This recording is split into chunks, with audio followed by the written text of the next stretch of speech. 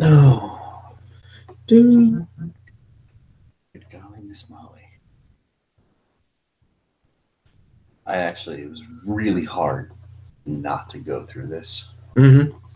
It was super fucking hard. I think the most I delved was just going through all the pictures that first day. And I didn't really like look at you. I was just like, cool. Like, got it, need it, got it. Like that kind of thing. Yeah. Right? But other than that, I'm just like, man, do I just do it? Like, do I just look at it and read through everything and just ruin this for myself? And like, I thought about it like yesterday. Like, I don't have nothing really to do, so I was wondering if I should go through and just like look at it. I was like, no, I want like real reactions. Yeah, I wanted it fresh too. But there was so hard. I'm just like, man, this could be like super epic. This could eat up a lot of time for me, like in just my downtime. Like, But no, I waited, and I was like, I'm making sure that this video happens, that we can do this because I want this. Side note, Baymax mug? Yeah. All I saw was the 2 dots, and I was like, oh, that's super dope. Yeah, I love Baymax. Alrighty. Hi, guys. Thanks for listening to us ramble for a little bit. Yeah. Just trying to set up some little things. But welcome behind the screen. Yep. I'm Jim. I'm Dave. And today we're going to be doing kind of backtracking. We did a couple of days ago, about a week ago maybe. Yeah, a week. We did a homebrew monster video. We went on Pinterest and grabbed some monsters that kind of that grabbed our attention. Yeah. And looked at them. And some of them, the ones that really stood out, were by this guy named StoneStrix's. Yep. And so we looked him up. And apparently he's kind of, I would say a big name. I guess. I mean, there's a lot of shit you find on Google as far as homebrew monsters that are made by this dude. Yeah. To the point where he has a thing on Reddit called the Monster a Day Compendium. And he compiled all of these into a massive PDF, like the monster manual from A to Z. And we thought, fuck yes, we have to do this. Yeah. Just to see what the fuck is in here, because the ones that he did through that first video we did, they were awesome. Yeah. They were super balanced. They sound super fun. Even if they weren't the strongest sounding monster, they just sounded really, really fun. Like, this dude knows what he's doing when it comes to homebrewing monsters. So yeah, we're going to dive through the entire book. So this, what you're looking at right here, is the PDF for Monster a Day Compendium. I actually have a link down in the description, so you can go get your own copy of it. Yeah, I advise you do.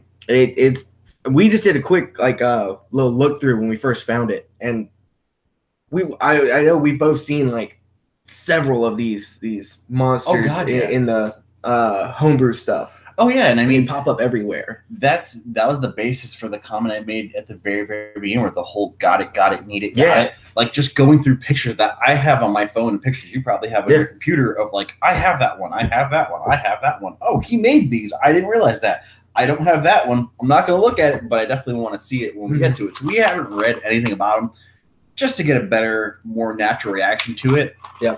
And if they suck, they suck. If they're great, they're great. And I, for what I'm going to find, and probably try to find my most favorite out of the entire thing. So yeah. And the way so this is front cover. I like the art. Yeah, I mean, he always finds such good art, and either he has people do it for him, because he always credits an artist. Yeah. Or he just finds these pictures.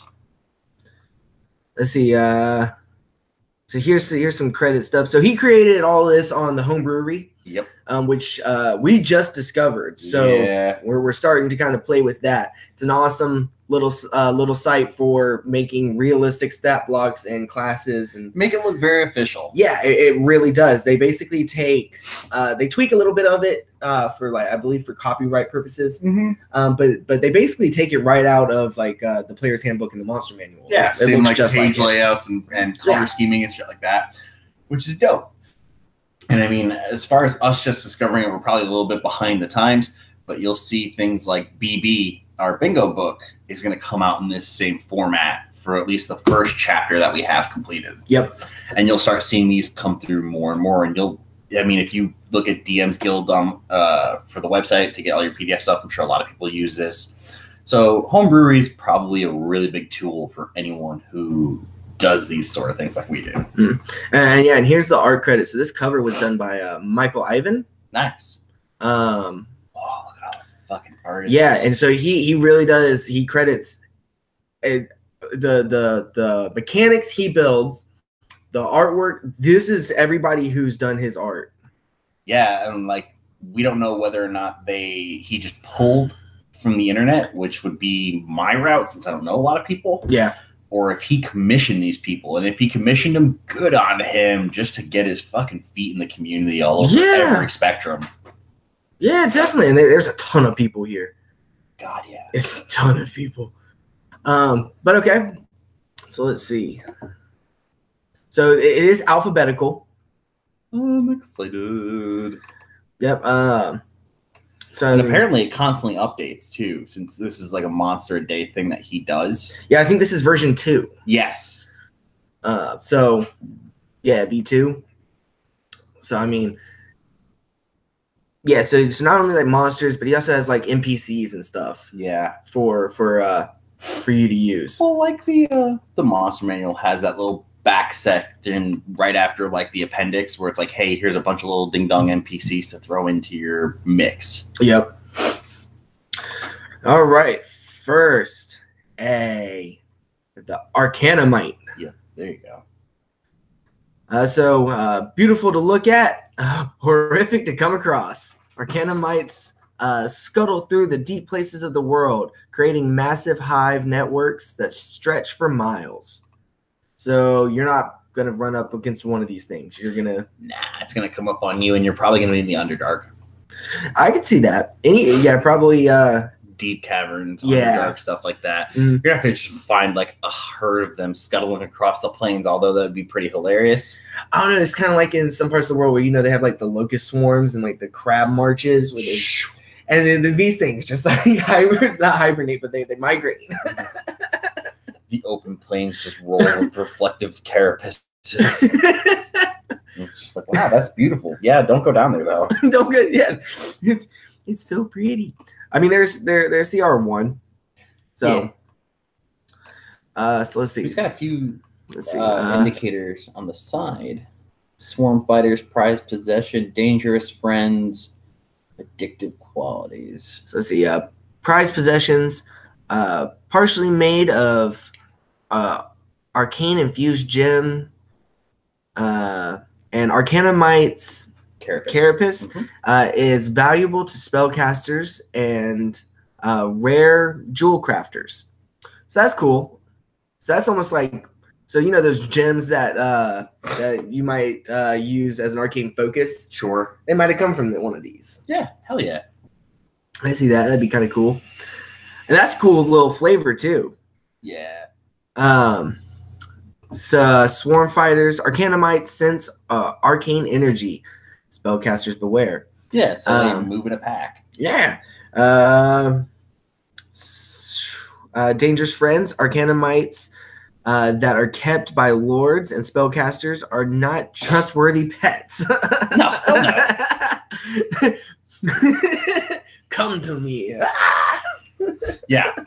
It's very scarab beetle. Yeah.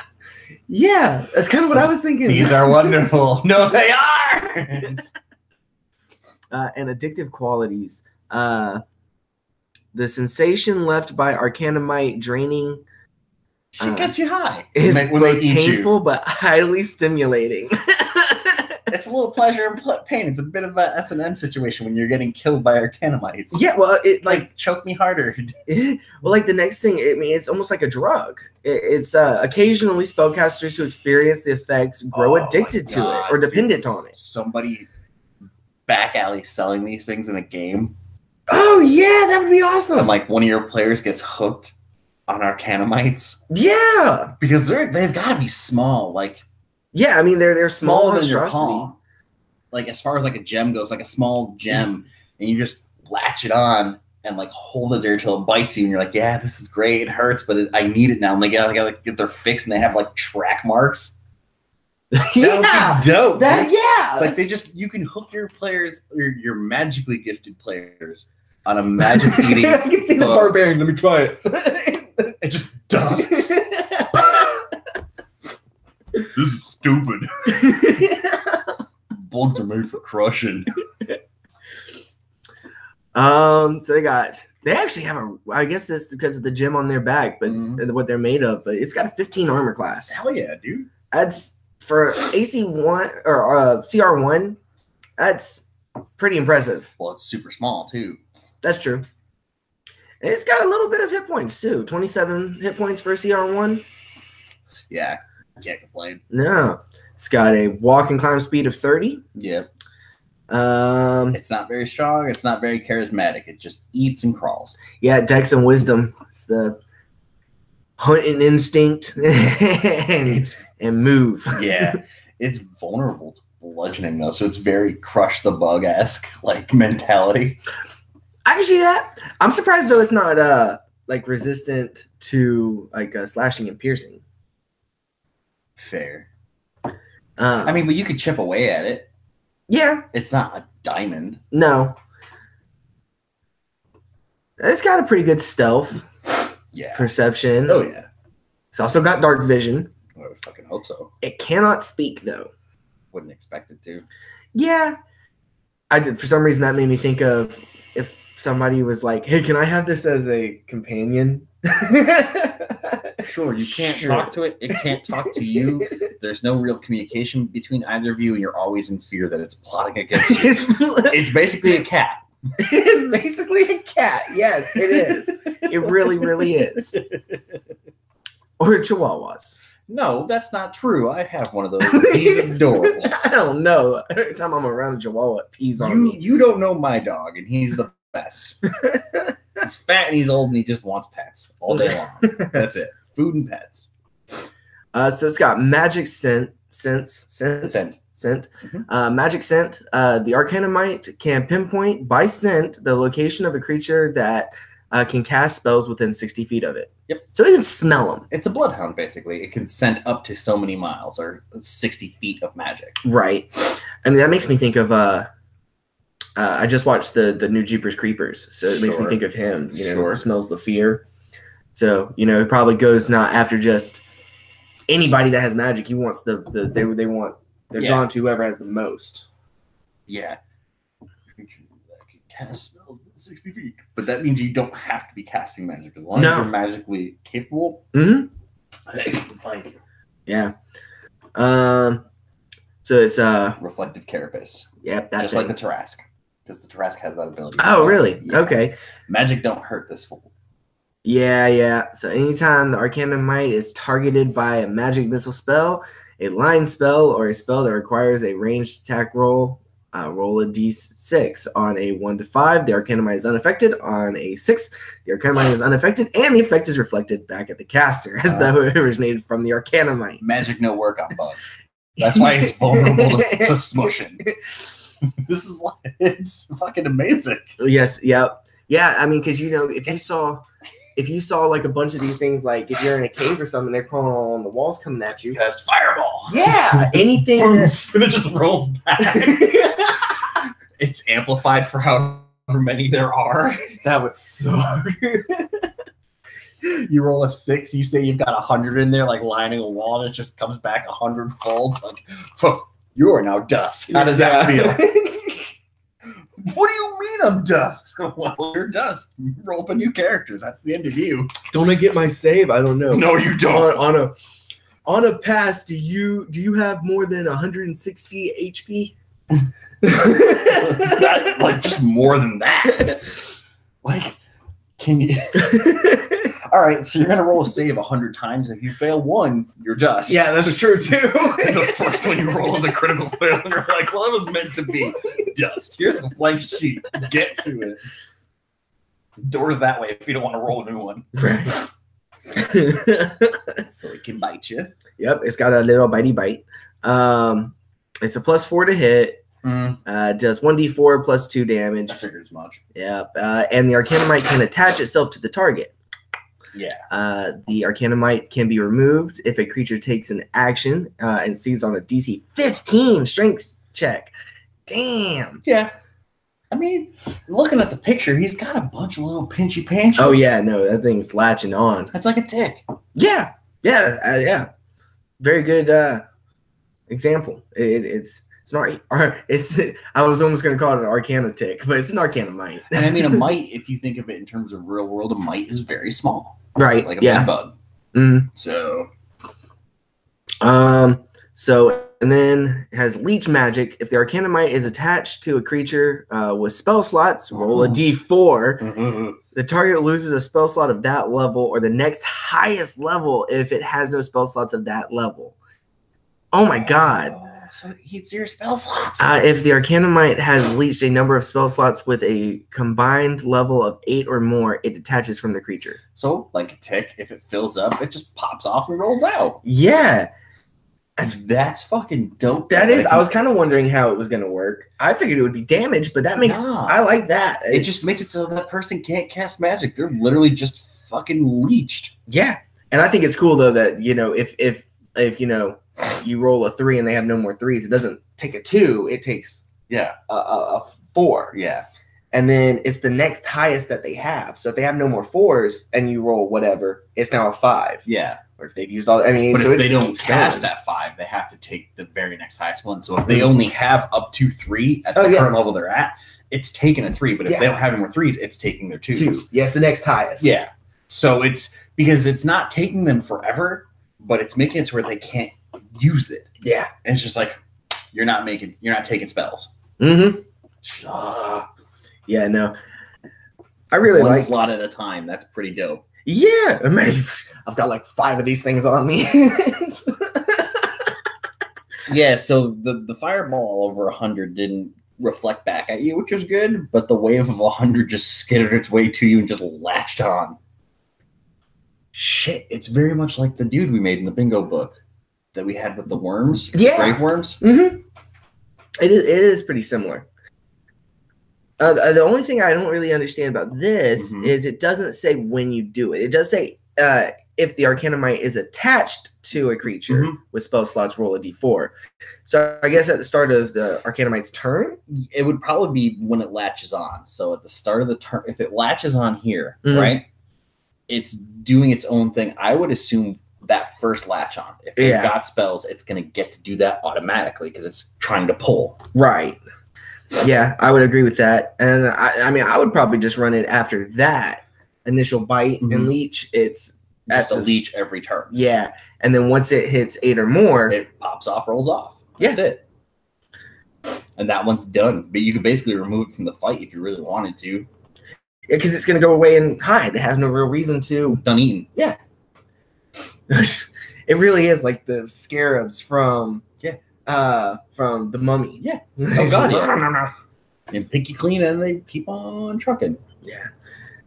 That is kind of cool. I just the very first one. I mean, we might gush like fanboys for a bit, I guess it seems, because that was pretty well done. Yeah, no, I dig them because there's a lot of different. I really like your idea of like somebody in the back alleyway like peddling these things. I think that's the fucking dopest thing. You want one of your characters wants to be addicted to drugs.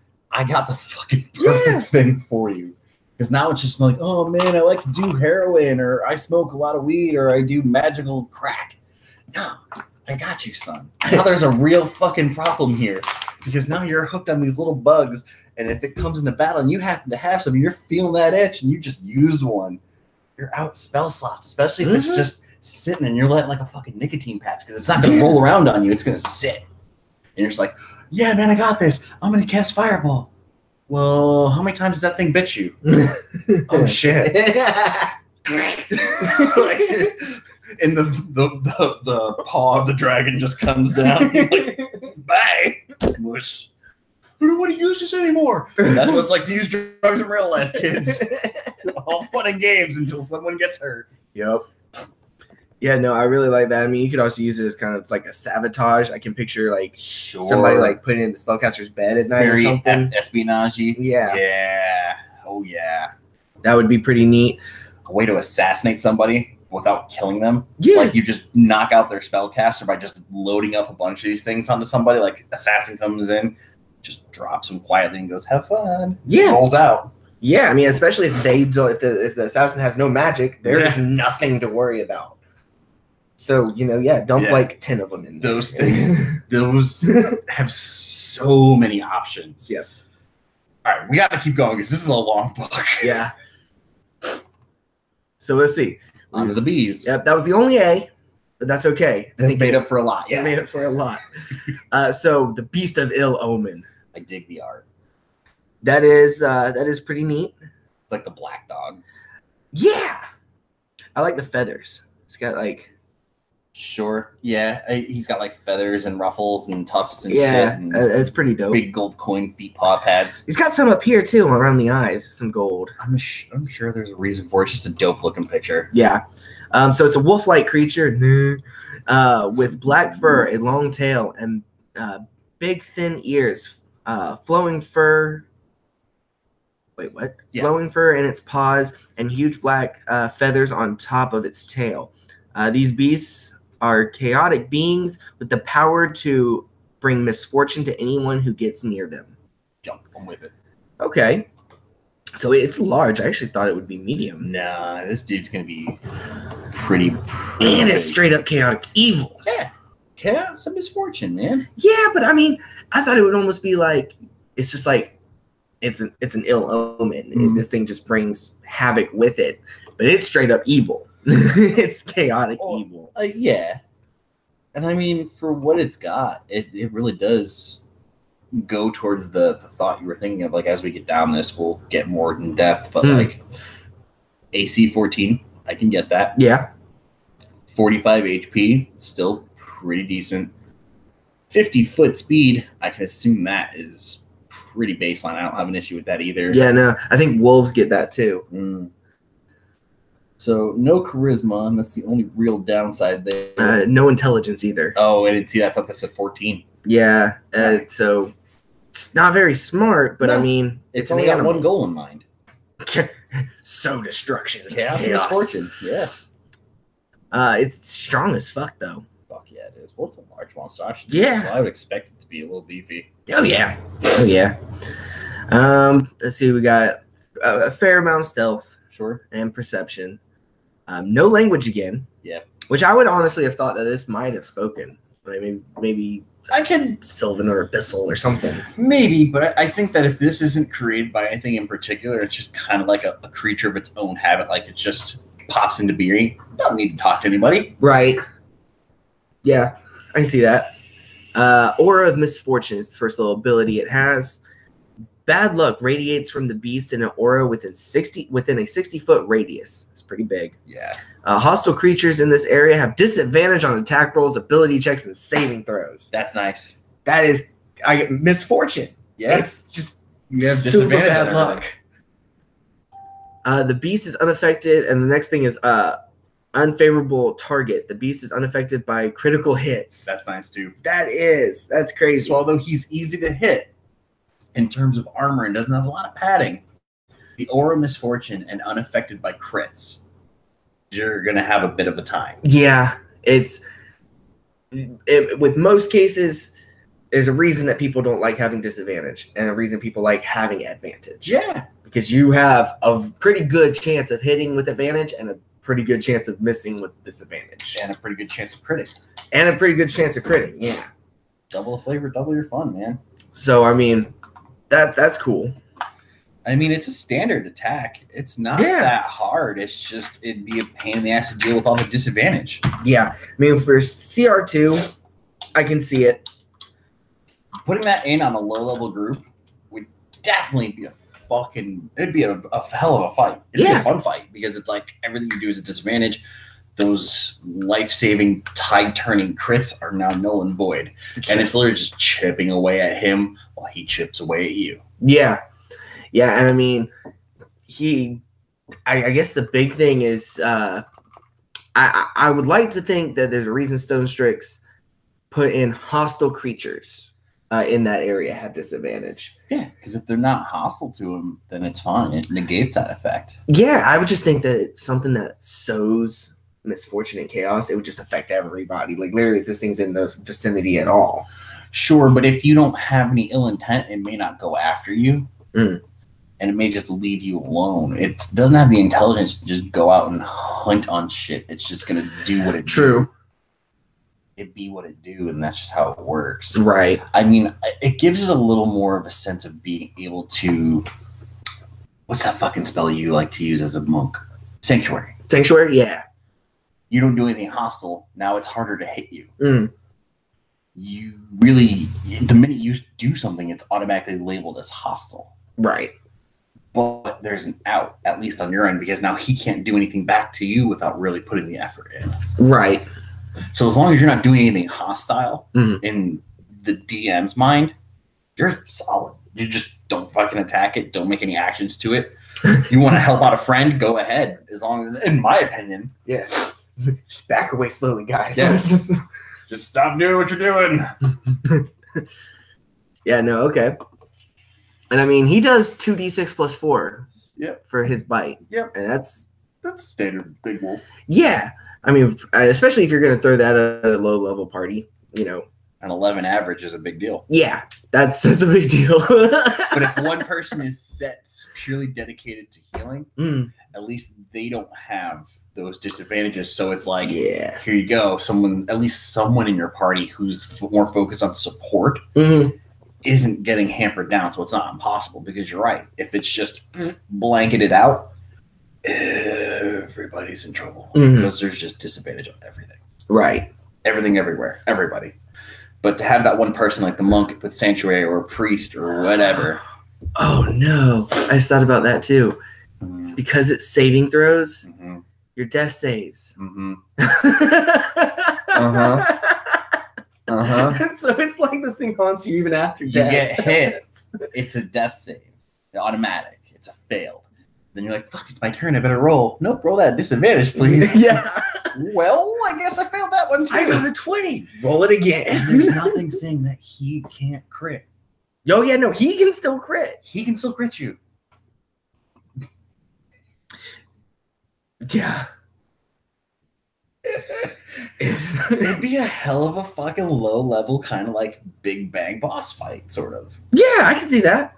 I wonder how you would kind of incorporate that though, because the only thing that comes to my mind is something along the lines of, you know, this beast is plaguing our town. Please go save us. Maybe there's some real big bad fuckhead in that town that just brought this dude out there. Right. And gathered all of his attention. Just because he's chaotic evil doesn't mean he won't listen to reason. Or know when he's been bested and like, fuck it, I don't want to die.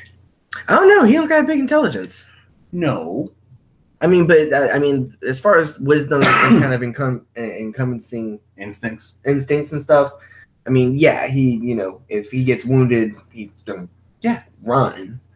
So I guess I could see that. I mean, one thing that comes to mind is like, sure, okay, small town. Mayor is an obvious dickwad of massive proportion. Draws the attention of the beast of IllOmen. And now the entire town's kind of suffering from a bit of bad luck.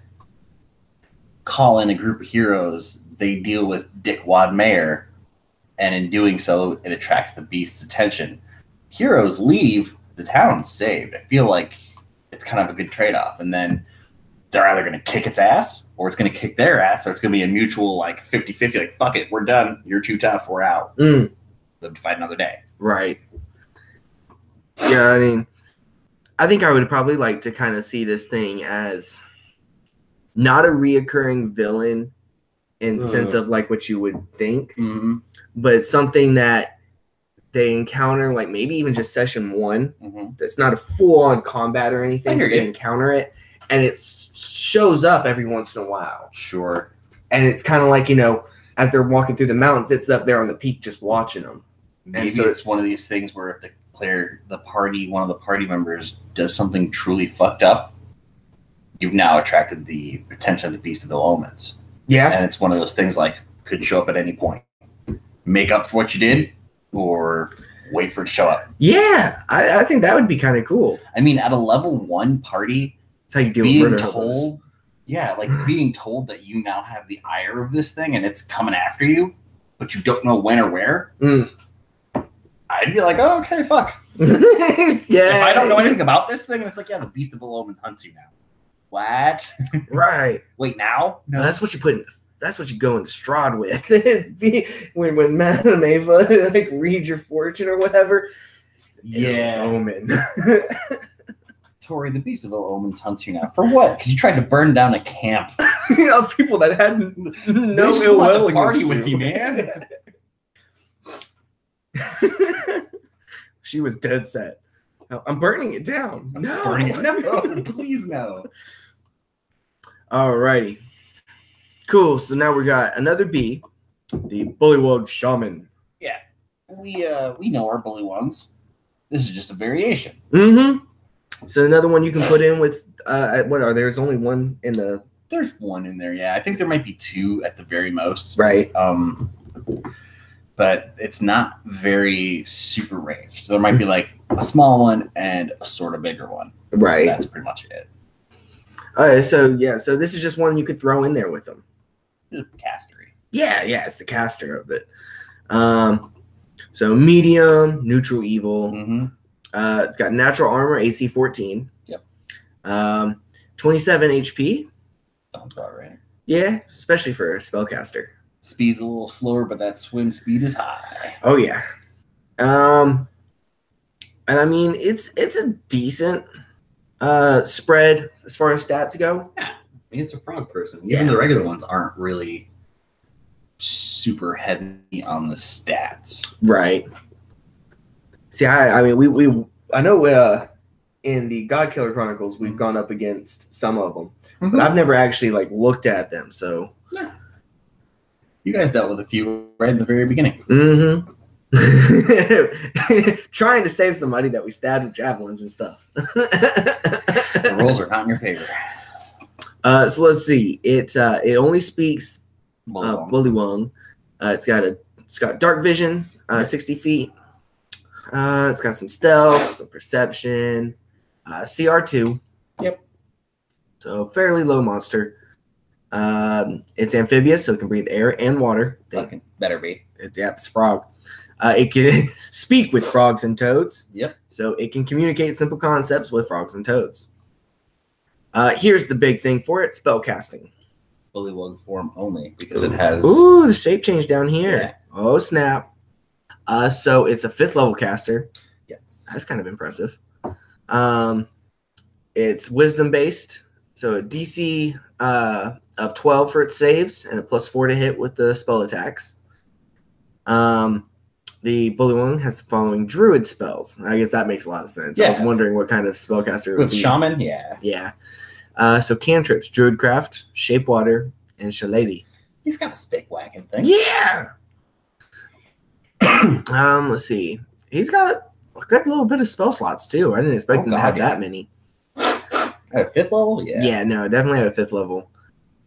So he's got 1st level. He's got fog cloud, create and destroy water, and cure wounds. Fair. So he's a healer. He's got that healing with it. 2nd level stuff. And visibility and misty step. Love the misty step. Invisibility and Misty Step are just fun. Oh my god, tidal wave. Yeah, and wall of water. Oh my god, I don't know what I just did. I think I copied it. You were trying to, yeah. And wall of water.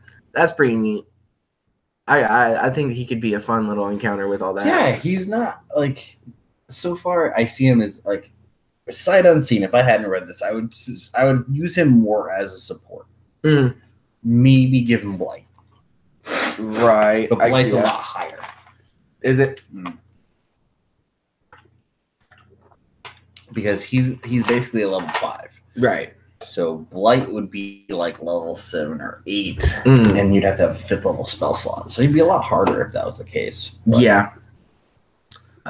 He's got some swamp camouflage. He has advantage on stealth checks in a swampy terrain. And then standing leap. So his long jump is up to 20 feet, and his high jump is up to 10 feet with or without a running start. He's a frog. I expect that. Yeah. So he's got the mace action, or the mace attack action. Yeah. +3 to hit. Yep. And it's a 1d6 +1. He's not putting a lot of physical damage on you. Shillelagh adds, yeah. Yeah. I don't remember exact. I think it's the description is like it grows thorns or something. Something.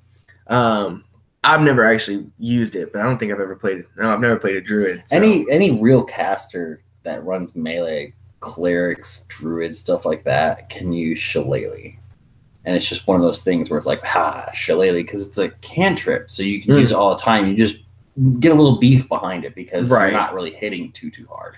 Gotcha, yeah. The big thing down here is shape change. So recharges after a short or long rest. Sure. He can magically polymorph into a giant toad. Yep. Swallowing people.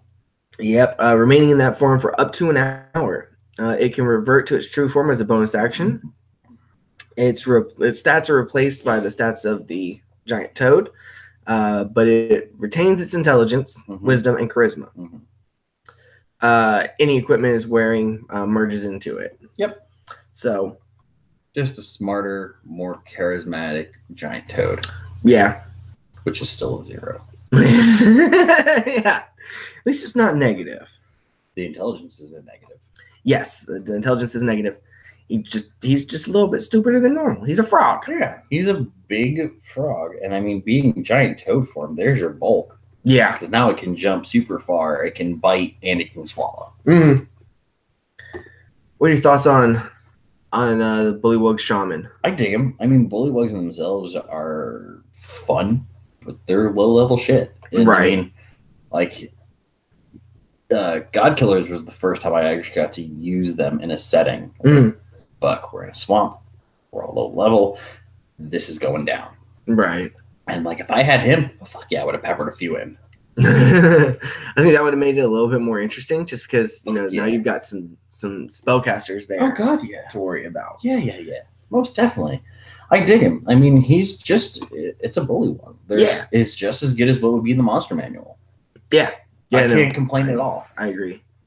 Probably not one of my favorites, but that's probably just because I can't picture using them that much. Just because in the God Killers, that's the first time I've ever actually seen them play. Yeah, there's not a lot of call for them unless you're doing a lot of swamp heavy stuff. So it's one of those things where I really dig them, but again, it's like Knowles. It's very, unless you get to him quick and early in the game, you're not going to see him used because players are going to mow through him really easily, and then that's just it. I got you, yeah. So I can't complain. I mean, they're not all going to be these fantastical monsters that this dude has made. There's going to be little ding-dong ones. I mean, it's a good variation on the Bullywug. Yeah, most definitely. I mean, the art's really good. The spells they're used are very good. Everything works right, like, down to its fucking core. The swamp camouflage thing, I don't even think was something that's in the monster man. I think that's something he added. And hell, I didn't think of it. And if I did, I would have used it. Right. I would have had them using the leap, had them using the swamp camouflage, really moved them around more. Because fact of the matter is when you guys came up against him, it was difficult, given you guys are level 1. Yeah. But, like, it wasn't overwhelming. So there's that. The shape change I really dig, too. Just because when things get hairy. Yeah. I mean, I assume it's basically wild shape. It's just they can only wild shape into one thing. Yeah. He's hulking out. Essentially, yes. He's very Bruce Banner. He's more in tune with the sciences. Yeah. And then when you get him angry, he goes big giant toad. Yeah, big toad. Alrighty. Going on to C. Caustic Crawler. Yeah. Okay, so these creatures prey small animals and humanoids by killing them and dissolving the remains with a strong acid, eating the resulting sludge. So it doesn't eat them as is and dissolve them. No. It dissolves them first and then just like slurps them up like a smoothie. It's basically a rust monster's really truly cousin. This is how I see that. And I'm totally okay with that because, again, a rust monster is one of those things. Rust monster is one of those things where, you don't really see them all too often. But when you do, there's a lot of hijinks to ensue. He's a medium monstrosity, unaligned, obviously. Armor class 14. 102 hit points. So he's got a little more. Speed of 30. As far as his stats go, he's looking negative in intelligence pretty hard, and charisma. Yeah, definitely. He's all about dissolve and eat. And I can understand that.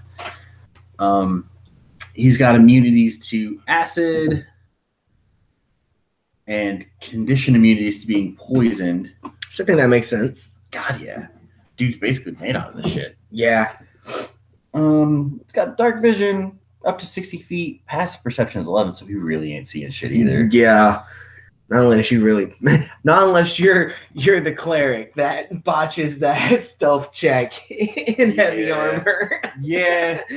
You're dingle-dangling around. Yeah, I can see that being a fucking hassle.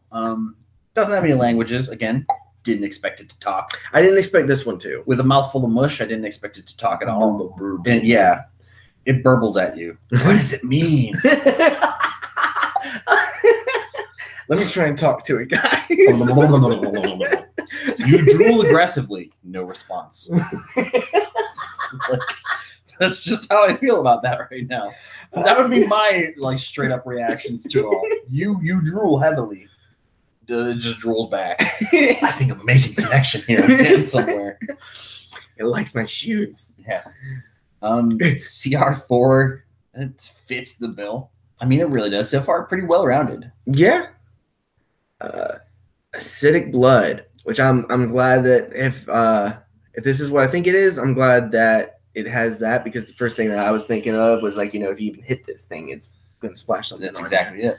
So a creature that hits the crawler with a melee weapon while within 5 feet of it automatically takes an average of 7 or 2d6 acid damage. Mm-hmm.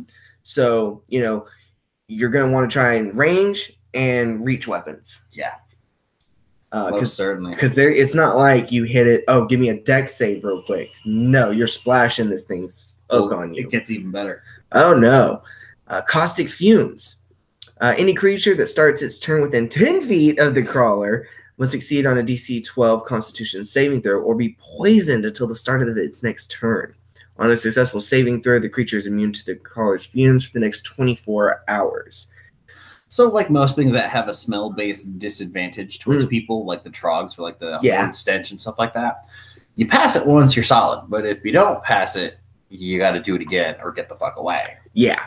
So, I mean, this kind of gives you that kind of limits the reach aspect of weapons. You want to use ranged weapons unless you got a good enough con. I mean, a DC 12 is not hard to beat. No, but when you're poisoned once on your next turn, you're going to have disadvantage making that throw.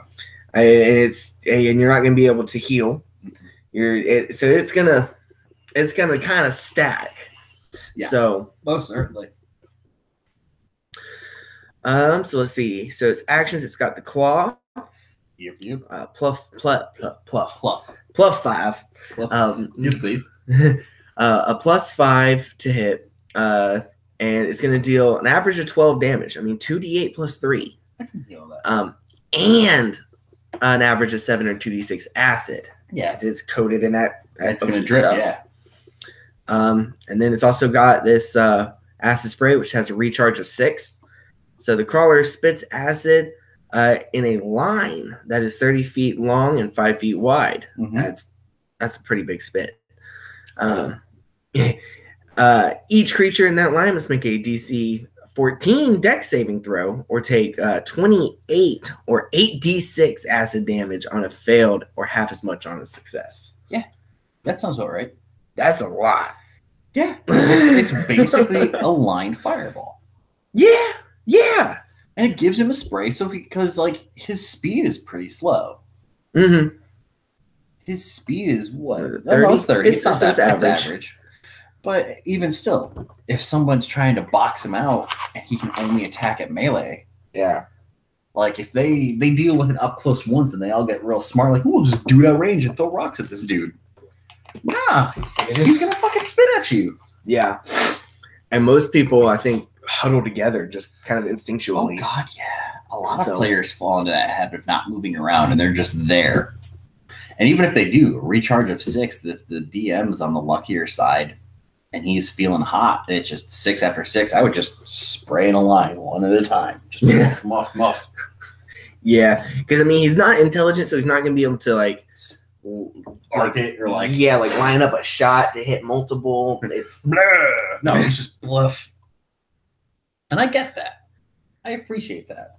I think the big factor with this guy is the description you give during combat and during the encounter.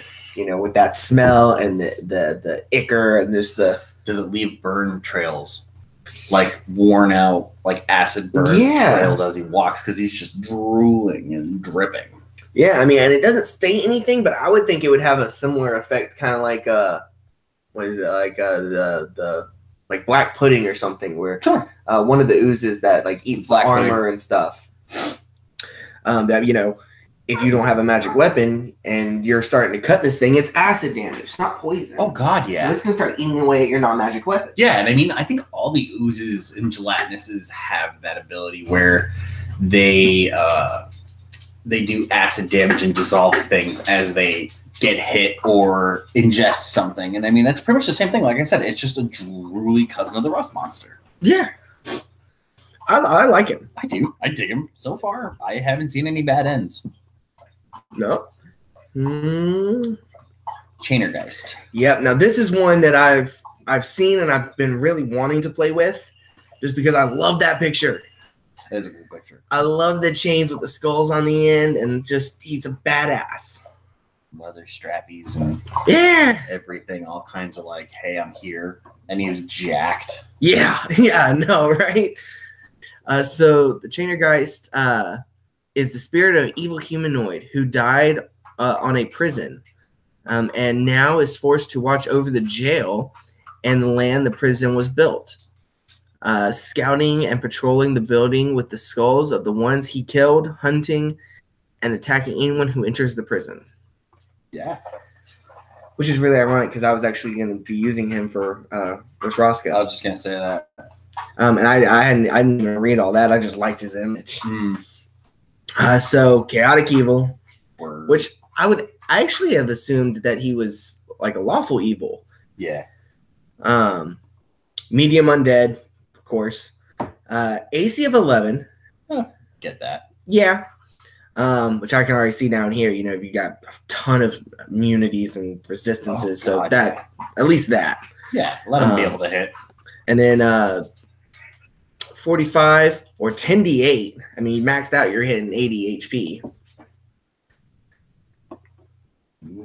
Fly speed of 40. So you're not really just gonna be able to most people aren't gonna be able to outrun him. No, he's gonna be able to fly faster than you can run. Oh God, yeah.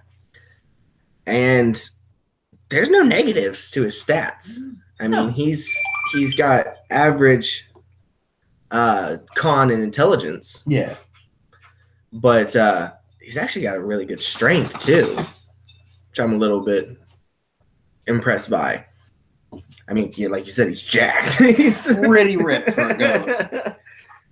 He's Casper the CrossFit Ghost, essentially. He's Casper the CrossFit Ghost. I love it. I mean, that's just what I'm thinking. Like he's got the chains to get the fucking cardio up and the arm muscles going. He's really working those trapeziuses, just getting it done.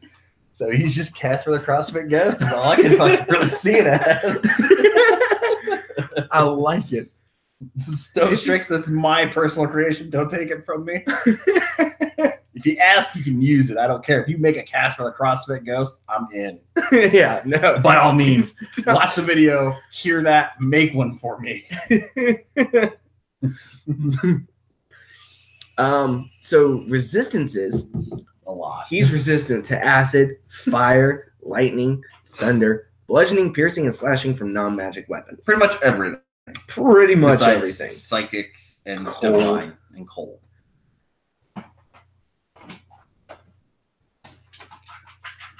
Sorry guys, my dogs are like flipping out, wanting to go in, out, in, out, in, out, in, out. Yeah, it might get a little whiny in a second.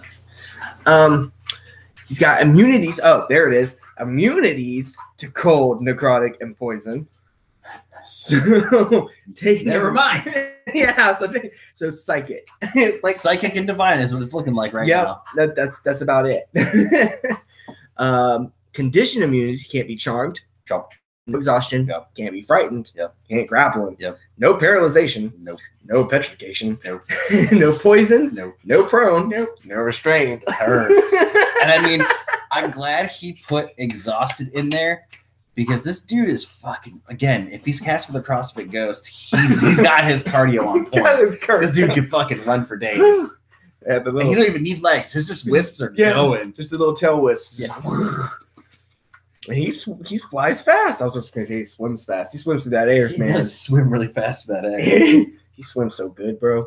Right? He's got dark vision up to 60 feet, Yeah. but he's not very perceptive. He's got an 11. Well, he's got one weird chainy over one eye, so I'm assuming that, like, hey, he's gotta have some kind of downside. Yeah, until he removes it and he goes Kampachi on him. Yeah, right? Okay. We're going early into that world, I guess. Yep. I had to. As soon as I saw it, that's what I thought. I just held off on the comment.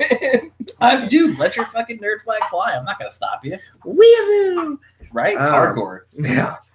So languages, any languages new in life. So you could give him anything. Sure. CR4. I get you. So let's see. Ethereal sight. So the Geist can see 60 feet into the ethereal plane when it is on the material plane and vice versa. So he's got a semi-true sight. Yeah. Yeah. Well, so does that... Invisibility doesn't enter that. It doesn't. So he can't see invisibility. No, that's why I said he has semi-true sight. Yeah. Okay. Because he's seeing into different planes. Right. But just straight up invisibility, nah, it ain't happening. Okay. So if you're invisible, that's what you're gonna have to do. You're safe. I mean, you can sneak by him with a passive of 11. His vision's based on movement like a T-Rex. Yeah. Just stay still. Just stay still. Why is he still coming towards us? Yeah. Or if it's like if you've seen the movie Don't Breathe. Sure. So he's got incorporeal movement, so the guys can move through other creatures and objects. I hope so. As though they were difficult terrain, so his movement speed is halved. Okay, so 20 foot. Yeah. But the dude Jack, so I expect most he can get through. Yeah. He is gonna take 1d10 force damage if it ends its turn inside of an object, just like most things. Although I kind of would like to see maybe him not take that, just be like a ghost. Yeah, but if he's stuck in there, I mean, like if you put him in a cube of sorts or like a long wall, yeah, he's gonna get through. But what? 1d? It's a d10. D10? Yeah. 1d10 is really not that bad. No. Yeah, no. Average of 5. It's not that bad. With the amount of shit that this dude's immune or resistant to, fuck it. You find a way to put up a brick wall on somebody that he's gotta go through instead of just going around or going over, you earn that force damage. Yes. I like this, that he's got multi-attack. He can make 2 attacks with the chains. Yar. Cool. I can just see the skull on the other chain. Right? That's what that one looks like to me. And it's just like, hey, guys. They talk to him. Yeah. The gang's all here. They're just really mad at him, too, because he just chucks them around. Again, he's just like... It's a bunch of bobs. Yeah. A bunch of bobs. Oh, that'd be awful. I think I would fall in love with that and I would use it for every monster, but that would be awful for them. Like, just a bunch of, like, asshole bobs. If you're a fan of Dresden Files, you know what I'm talking about. Just picture Bob on a chain being hucked around at people. He wouldn't be very happy. Times like 6. Yeah. Just would not be happy. It would make for a fun game, but... It would be hilarious. You know, you've got this, like, really... spooky prison you're walking through. And, it's just a bunch of dickhole bobs on chains. Like, this sucks. Where are all the girls? So the chains, he has a 10-foot reach. God, expected. So yeah. plus 5 to hit, Yeah. and deals an average of 10 2d6 plus 3. Yeah. The target, if he hits, the target is grappled. And if he already isn't grappling another creature, yeah, I would almost assume though it's like one for each.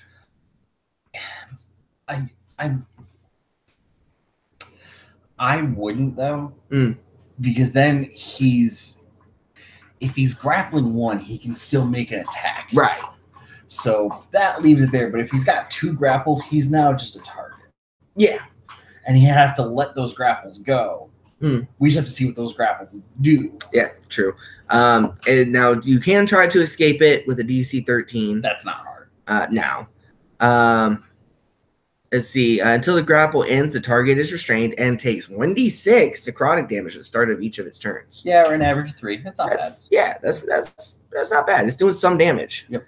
And etherealness. The Geist enters the ethereal plane. Jump back and forth. Yeah. It is visible on the material plane while it's in the border.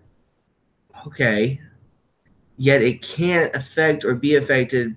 So I guess it just stays there, but then things pass through it. Mm-hmm. So it can see. If it just shifts, and it doesn't move, people can see it. Mm-hmm. It's visible, but it can't be affected, and it can't affect anyone else. Right. But if he goes deep into the ethereal plane, he's not seen anymore. Right. So as long as he's on the border, you still know where he is. So it's just, I guess, that spooky thing where he can follow you around, literally. And he can basically phase out, which is nice. And then it's like, fuck you, you can't do anything to me. Like, if shit getting rough and tumble, I'm going to hang out on the border. Yeah. Unless you can find a way to pull me from it or get in here with me, I'm going to get you. I mean, because I think that would be cool. Like, I mean, if you go up against him a few times and you're trying to go to the vault or go to somewhere, sure, and then he's just there guarding the door, well, we're going to snipe him from far away. Sure. No. It's just everything's passing through him. Yeah. So you're gonna have to go up close to him to get past him. Yeah, and it's a great tactic for him too to like bait people in because now they see him, but he's not actually there. Yeah, I agree. So what do you think about the Chain Geist? I dig him. I do too. I love him. He's awesome. I have no problems with him. I dig him completely. Would you use one of them or would you use multiple? I'd probably do multiple. Multiple of them? Yeah. I think it'd be interesting because what I was thinking was like if you use the chain, you get 2 of them, and then he fucking just takes off. Because he can pull you. He could pull them into the ethereal plane.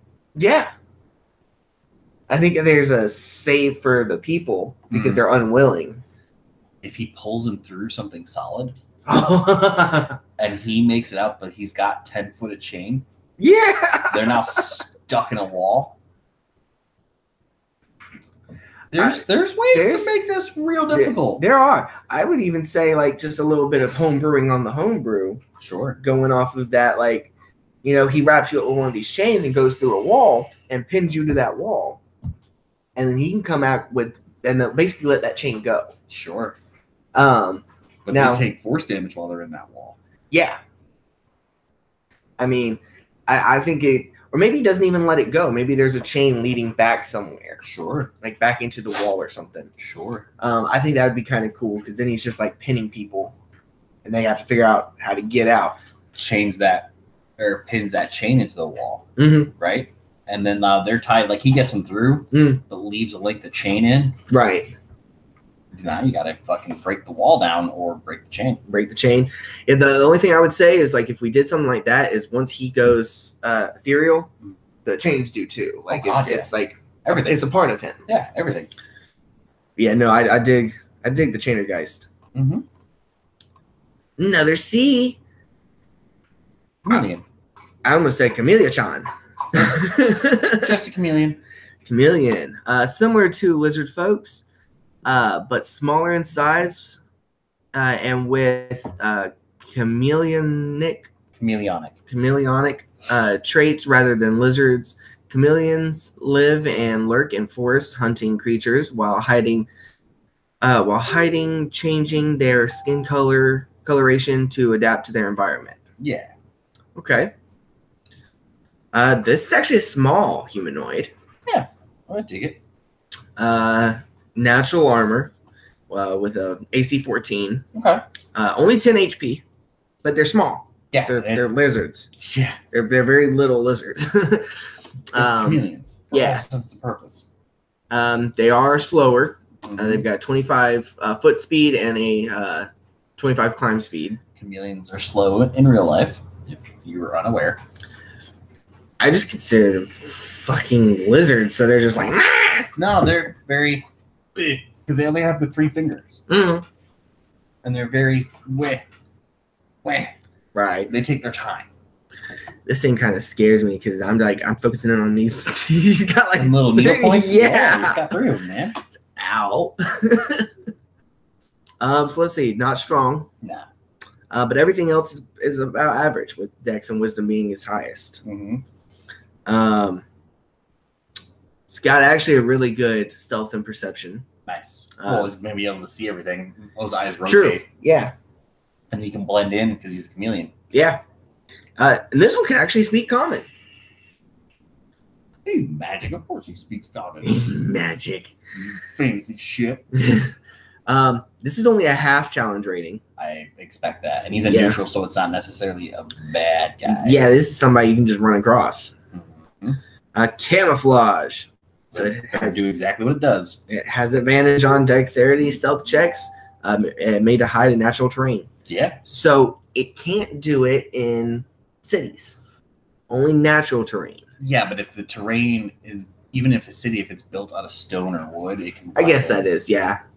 It's just not like. He can't hide on the back of like a warforged or something. No, metals and stuff like that, it's not going to do it. Right. Anymore. It's got to be natural shit. I got you. Yeah, that makes sense. He's got a tongue. Yeah, they do have that too. The flop up. So it's got a short bow. Yeah. And which is kind of okay. So the tongue is considered melee. Uh-huh. +4 to hit. It's just a reach weapon. Yeah. And so yeah, so the tongue is the real big thing that's different for him. It is reach 10 feet +4 to hit. Only does 1d4 +2. I hear you. That's not that bad. He's a small dude. Yeah. Instead of dealing damage, the chameleon can attempt to disarm the target. That's pretty dope. That is. Forcing it to drop one of its items of the chameleon's choice that it's holding. The target must make a DC 10 strength saving throw. On a failed save, the chameleon takes the object and holds it with its tongue. Yeah. That's kind of cool. Yeah. I mean, he's smart enough to know what is dangerous. Oh, so yeah. It's like, yeah, you have a club, but and try to pull it away from you. Yeah. I mean, especially if these things are even looking for something particular. If they want to take your food. Sure. I mean, like a real chameleon's got the sticky, stretchy flop. Yeah. I would probably use these in a similar in a way like that. Like, not straight up combat, but like you're because not enough things happen while you're resting and camping. Yeah. So I'd use these things like they just start taking stuff like out of the trees and stuff. Oh god. Oh god, yeah. It's like, man, I just had all my food right here and it's gone now. Gone. Dunzos. And you're not gonna. Well, you shouldn't be able to see them. Mm-hmm. So I dig him. I mean, he built this one exactly how I think it would run if I were to take this and go, I'm going to build a chameleon man. Mm. He built him exactly how I would expect him to be. Yeah. So I can't complain at all. No. Yep. And I like the fact that, he incorporated the fact that those, like you said, those eyes do 360 motion. They're free moving. So he has a very high passive. I mean, it's yeah, I like him. I do too. Chronomancers. You've looked into these before. Yeah. I kind of glanced at them. It's been a minute. Yeah. But I remember you showed me these and we talked about them a long time ago. Yeah. So let's see. So there's no little descriptors for them. Nope. But that's okay. We'll go with the ancient chronomancer first. Medium humanoid construct. Neutral. Natural armor, AC of 16. Sure. And it's got 67 HP. Yeah. And a movement speed of 30. No negatives as far as stats go. Charisma just being... It's a construct. Yeah, it's a construct. Very high intelligence, though. Yeah. It has saving throws, intelligence, and wisdom. Nice. And skills are Arcana and History. It has damage immunities to poison. It's construct. Yeah. And condition immunities, exhaustion, paralyzed, petrified, and poisoned. Wonderful, wonderful constructs. So far, very samey to the mold. Yep. Dark vision to 60 feet, and a passive of 12. With it. It has any 4 languages. Yeah. And this guy is... Right?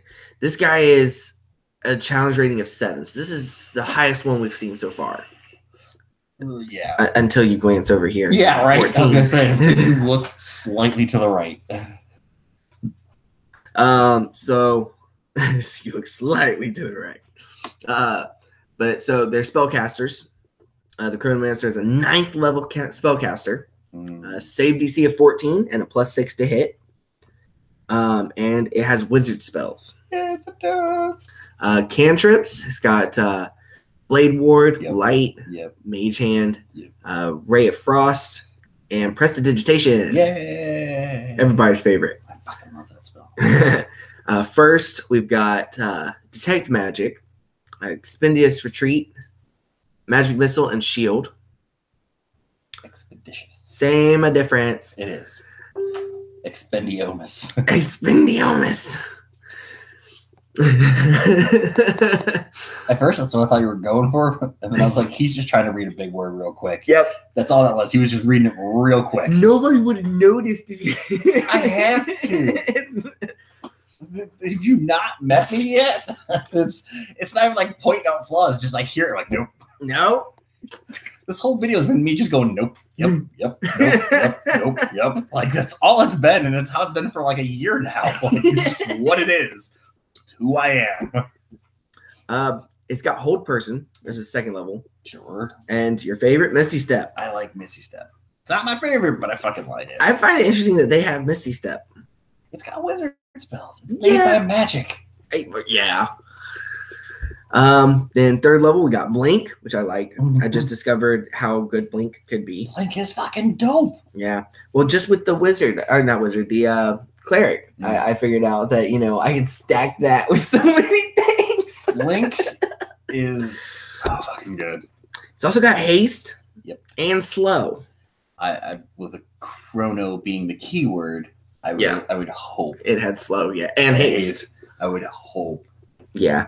And I'd probably play very heavy on those. Fuck yeah. Really describe in detail what's happening. 100%. 4th level, it's got Banishment and Dimension Door. With it. Which I could think that'd be kind of cool, watching these things walk into or walk out of a Dimension Door. Yeah. And then lastly, it's got Cone of Cold. I'm with as it. It's only 5th level. Unmake is its action. I don't know if I don't want to be the player versus this thing with something called Unmake. If you don't like it, that's okay. But we got to know what it does first. No! The Chronomancer chooses 1 creature it can see within 60 feet of it, causing the target's flesh to rapidly age and decompose. The target must make a DC 14 Constitution saving throw, so it's not too hard. Yeah. Although I think a lot of people kind of don't, they undervalue Constitution. Yeah, okay. They might give it average. But not high. Yeah, unless you're the fighter or the barbarian or paladin, maybe. Closer to the tank.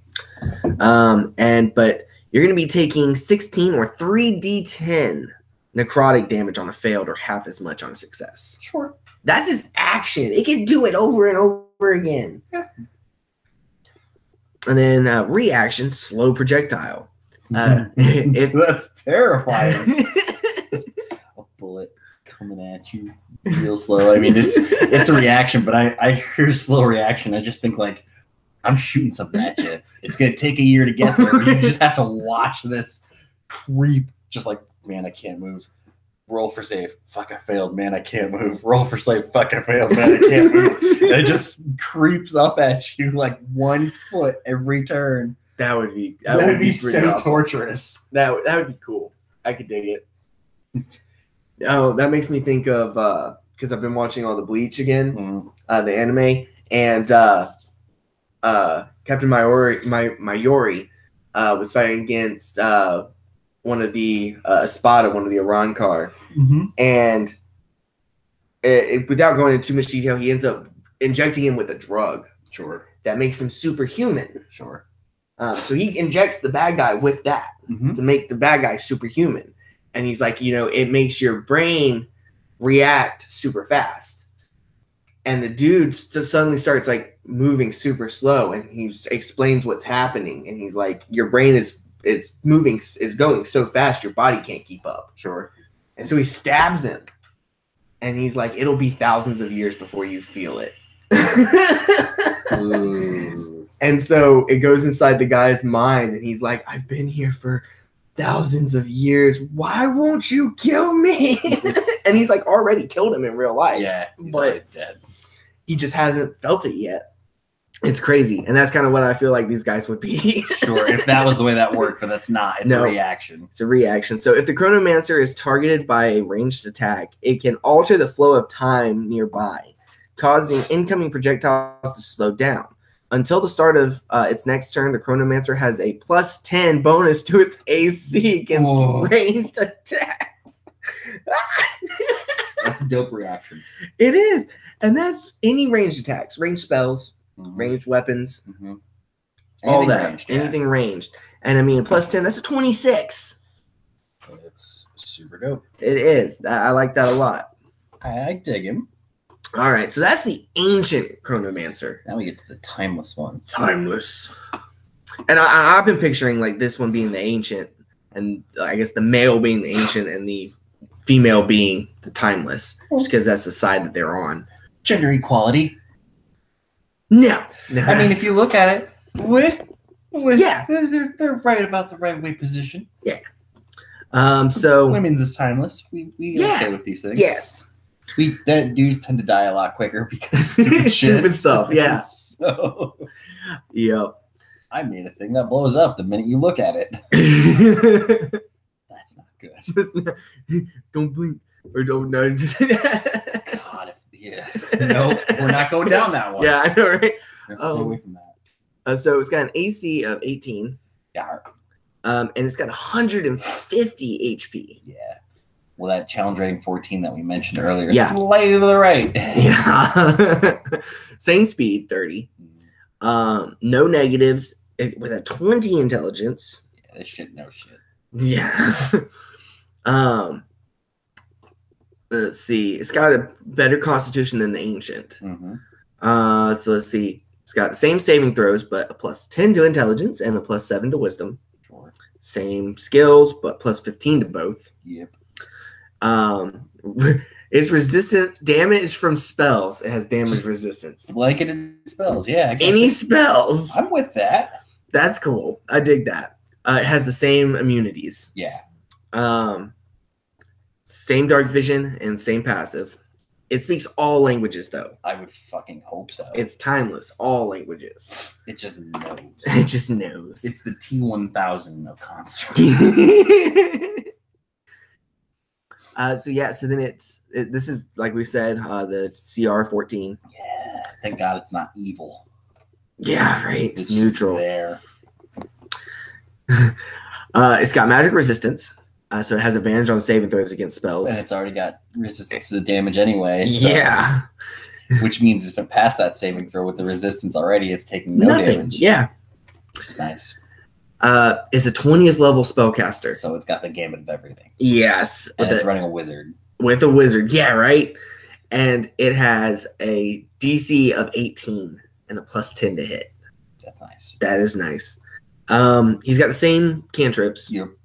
The same first level. I would say go right past Dimension Door, Cone of Cold. You're going to go right after that. Yep. So the next newest thing that we have is after Cone of Cold for 5th level is Wall of Force. Yep. which is kind of cool. And I could definitely see that being played into the whole time thing. Yeah. You're just going to get pushed back. 6th level, Globe of Invulnerability. Yes. That's awesome. Yep. You don't touch me. You don't touch me. 7th level, you get Teleport. Dig it. Straight up Teleport. Oh my god, I've wanted to use this so bad and I've never been able to. 8th level, Maze. And I think that's dope. Hell yeah. And 9th level, of course, Chrono. Stop. Yep, time stop. So you're stopping time. Let's see. We got next little new ability. Ooh, stretch time. Recharge of 5 and 6. The Chronomancer can take 1 additional action on its turn. I like it. Yeah. Why the hell not? Yeah. I find it interesting though that the Timeless doesn't have the same thing that the Ancient does as far as the actions and reactions. Yeah, but the stuff that it can do and getting a whole other action on a 5 or 6 recharge and then whatever exposed paradox would be. Yeah. And then rewind. Those just at the bold letter alone can probably have a lot of fun shit in there. Yeah. So let's see. So the action, exposed paradox, recharge 5 or 6.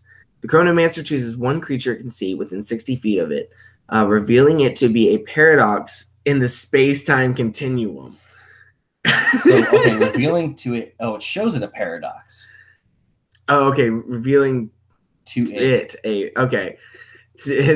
paradox in the space-time continuum. Oh, I thought you were saying making it a paradox. No, it's showing a paradox. Ripping apart like space you're and alive, time. but you were never born. Oh God. Very Marty McFly. Yes. You're gonna have to make a DC 18 Wisdom save. Look at the damage. Or you're taking 12d6, average of 42 psychic damage on a fail, or half as much on a success. Versus the unmake. Yeah. I see where you're coming from there. And it's just a recharge. Mm-hmm. I can't. Yeah, 5 or 6. I mean, a recharge of 6. It might take you a minute. 5 and 6, you've got a pretty good chance. Yeah. I'm interested. Are we sure this is rewind and not rewind? If you could say all these fucking anime names flawlessly in your goddamn sleep, you could say rewind. That's all I have to say. You could say all these super complex syllabolastic fucking Japanese made-up names like it's nothing, like water off a duck's ass. But then you get to a word and it's like intangible and you're like, so I know it's not because you have a speech impediment or anything. You read too fast. Slow that shit down. Yes.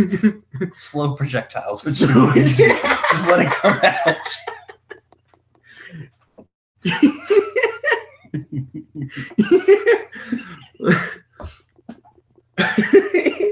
Oh my god. Okay, so we got rewind. When the Chronomancer or another creature, what?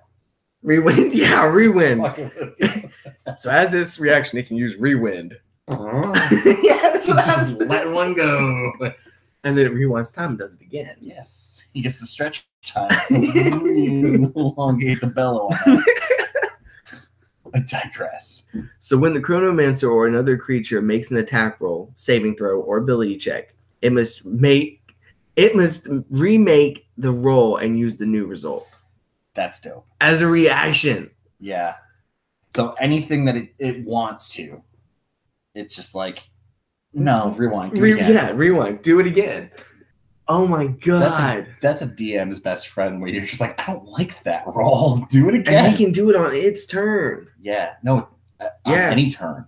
Yeah, period. Like it's a reaction regardless. So, I mean, it just uses up the reaction for the round. Mm-hmm. So, I mean, that's crazy. Mm-hmm. That's awesome. And it gets it back on the start of its turn. Well, whatever the next the top of the round. Yeah. So, I mean, if it goes last, it literally gets it right back, which is kind of cool. Yep. But I mean, what's its dex? I mean, okay, so it's not the greatest dex in the world. No. But I mean, a +2 to initiative. I like them. They'd be interesting. Mm-hmm. I think It just keeps coming back in my mind, Time Lord. But Oh god, yeah, no, definitely. so I mean, would you use them as a encounter as far as combat? I'd use them as a puzzle. As a puzzle. I would make the timeless use maze, and then just like in case of shit, like if the party decides to get a little long in the tooth and just fuck around with shit, now you have to worry about this. Being able to manipulate time as it sees fit, and both of them being able to do and speed up or slow down and do all these things, they don't necessarily have to kill anyone. But they can be a nightmare for people trying to learn or get through and seem clever. Yeah, no, I like the maze idea. Yeah. That'd be kind of cool.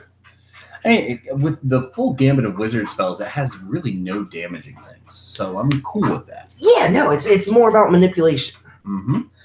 And I mean, I dig them. I think though, I would have to really sit down and like plot this thing out. Yeah, this isn't a monster. Either one of them, they're not a monster. You just want to get your hands on, throwing a game, and just run blind. You got to know. They need something. Let me flip through this book real quick. Oh, yep, we're gonna use this one. They're intelligent beings. They're gonna think about what they're doing, Plot and plan. Yeah.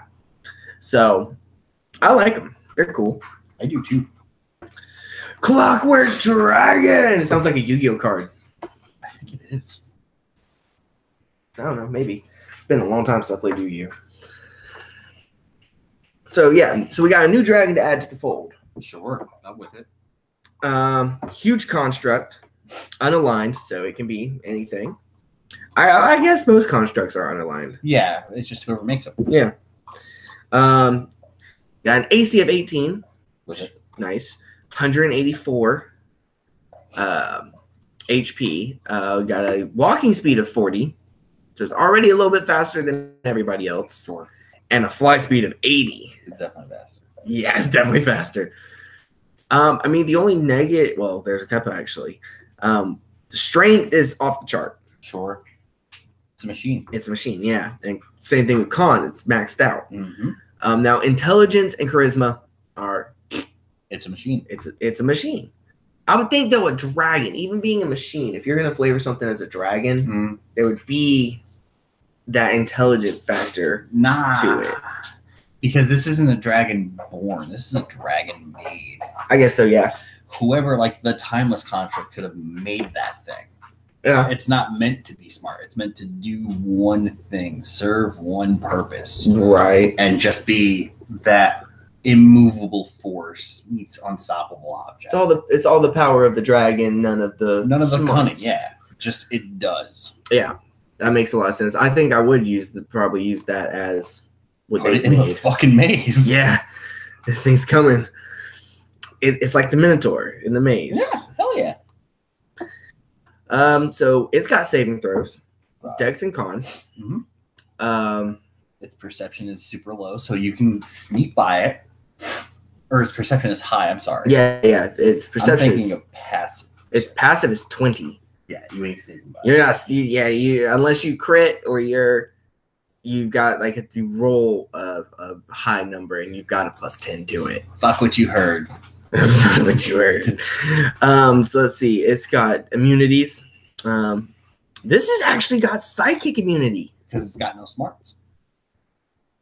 I mean, I guess so, but that's why. Because most psychic shit doesn't affect things that have a lower score. Oh, really? Yeah. There are plenty in the monster manual that say, like, oh, if it does this, but the target has lower than this, it's unaffected. Yeah, I've seen things like that. I haven't seen a lot with psychic damage. That's what I'm referring to. A lot of like damages that go after or use intelligence can base off of psychic damage or use the intelligence roll. But if that intelligence modifier or that intelligence stat is low enough, it won't affect because it's just not smart enough to understand what the fuck you're doing. Right. There's nothing to affect. So it's immunity to poison. Yeah. This is straight up immunities now. This is not resistance. No poison, no psychic, no bludgeoning, piercing, or slashing from non-magical that aren't adamantine. Yes. Boom. Like, it's not that aren't magical. Or adamantine. It's Yeah. a combination of the two. Yeah. Which is nice. Yeah, it is very nice. You don't see a lot of people using adamantine. No. You really don't. It's super rare. Even in terms of the game world, a lot of people are like, yeah, that's way too rare to just be going around. Yeah, and if you're gonna try and go find it, you should. That's like your whole goal in the game. God, yeah. God, yeah. Towards the end of the game, you're gonna find that sword made out of it. Yeah, because it's gonna be a fucking housebreaker. Yeah. Condition immunities can't be charmed, which is no intelligence, I guess. Yep. It can't. No exhaustion. Can't be frightened. Can't be paralyzed. Can't be petrified. It can't be poisoned. Yeah, and I mean, like, most constructs can't be charmed anyway because there's nothing really there in terms of intelligence. They're machines. Yeah, the chronomancers are machine constructs, but it's almost like wizards made themselves into machines. Right. They adapt and change and like piecemeal up to get more power, like how one would try to become a lich. Mm-hmm. Changes the game, flips the script, but they have to die in order to do it. Yeah, no, that's actually kind of a cool concept. It's there's several paths to immortality. You got the lichdom, and then you've got The chrono. Mm-hmm. I like that concept. That's a pretty cool concept. And I mean, yeah, it rolls out the whole way. And then as far as its senses go, gonna have fucking true sight. True sight. Like any dragon. Yeah.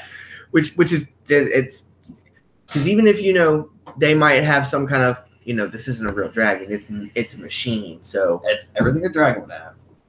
yeah, so I mean invisibility is not gonna work, altering your shape is not gonna work. It's gonna know what you are. Yeah. Or where you are. And especially with that passive of 20. God, yeah. And dark vision. Yeah. And I believe true sight even sees through magical darkness. It does. So you can't throw up an orb of darkness or anything. Yep. It can understand the languages of its creator, but can't speak. Yep. So, I mean, I would assume that it's something along the lines of the Timeless created it. It speaks all languages. This thing understands all languages. Yeah. It's another CR14. Immutable form. That's the same as most of the constructs, like the... Oh, it can't be altered. Yeah, it cannot be changed. I got you. You're not going to polymorph this dude into a fucking goldfish. It's just not going to happen. Yep. So A lot of the constructs are that way, where it's immutable form because it's made to be one way. Right. Yeah. I know I've seen it with like the golems, like flesh golem, stone golem, all that. Then, so, hey, it also has some legendary reactions and stuff, or legendary actions and stuff. Has legendary resistance 3 times a day. Mm-hmm. So it can choose to pass a saving throw. Self-destruct. Damn. When the dragon is reduced to 0 HP, it explodes. I like that. And each creature within 30 feet of it must make a DC 18 Dex saving throw. Can it choose to self-destruct? I don't think so. I think it's whenever it hits 0. But I would say it probably it could. If it's at like 2 or something, it can rush towards you and just slam its head into the floor and gunk. You're going to be taking, if you fail the dex save, oh my god, you're taking so much damage. Yep. 21 average or 66 fire damage and 2166 piercing damage. Shrapnel. Oh, that's on a failed save and on a, shrapnel. That's straight that's up. what it is. Yeah. And on a successful one, you're going to take half as much, so you're average 21 points of damage. So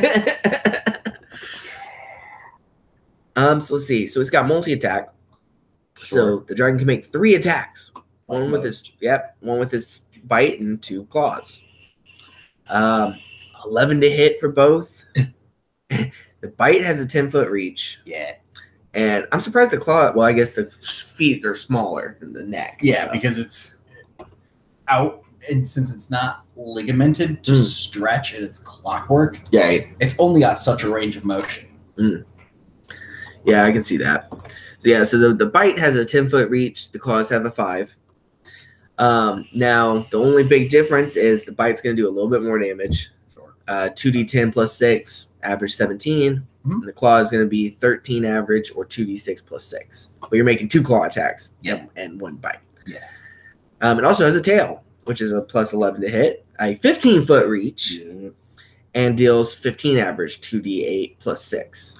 The next best thing I'm super excited for. Got breath weapon, recharge 5 or 6. Has multiple breath weapons. Yep. As from what I'm seeing, 2. Yep. So it has the fire tar breath. What was it? I can't think of what it's called for some reason. I keep going to Claymore, but that's not it at all. I can't read your mind. I'll think of it in a second. Because you could be going anywhere, man. I keep, and then I'm going to orange, but that's not it either. Unfortunately, I'm not on the same page as this one because your brain can go anywhere it pleases with that one. So there could have been an anime in there. There could have been a movie. No, it's like World War II. Napalm. Napalm. There you go. That's all you had to say. It was just something. It was just looking at me like, what am I thinking? I don't fucking know. That's how I play this game. You got to give me a hint and I can figure it out. Tell me. Yeah, it's fucking 20 questions, dude. You got to give me something, not just look at me funny. Like, what am I thinking? Huh? No, just give back a bit. No. So the dragon sprays flaming tar in a 30-foot cone. Each creature in the area must make a DC 18 dex save or takes 10d6 or 35 fire damage on a failed or half as much on a success. Yep. On a failed, the creature is restrained with an escape. With an escape DC of 18. Yeah. While restrained in this way, because it's on fire, the creature takes an average of 10 or 3d6 fire damage at the start of each of its turns. Yes! I dig that. I like it a lot. And if you play it right, like you're going to it a remember lot. where that tar is. Because now it's basically difficult terrain. They don't want to step in it. Fucking making the La Brea tar pits, man. Yeah! That'd be dope.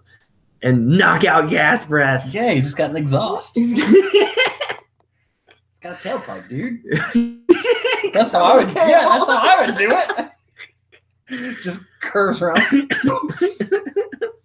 Knockout gas. Oh no! Poison mustard gas. Yeah. So it exhales knockout gas in a 60-foot cone. That is so wide. Each creature in the area must make a DC 18 con save on or fall unconscious for 10 minutes.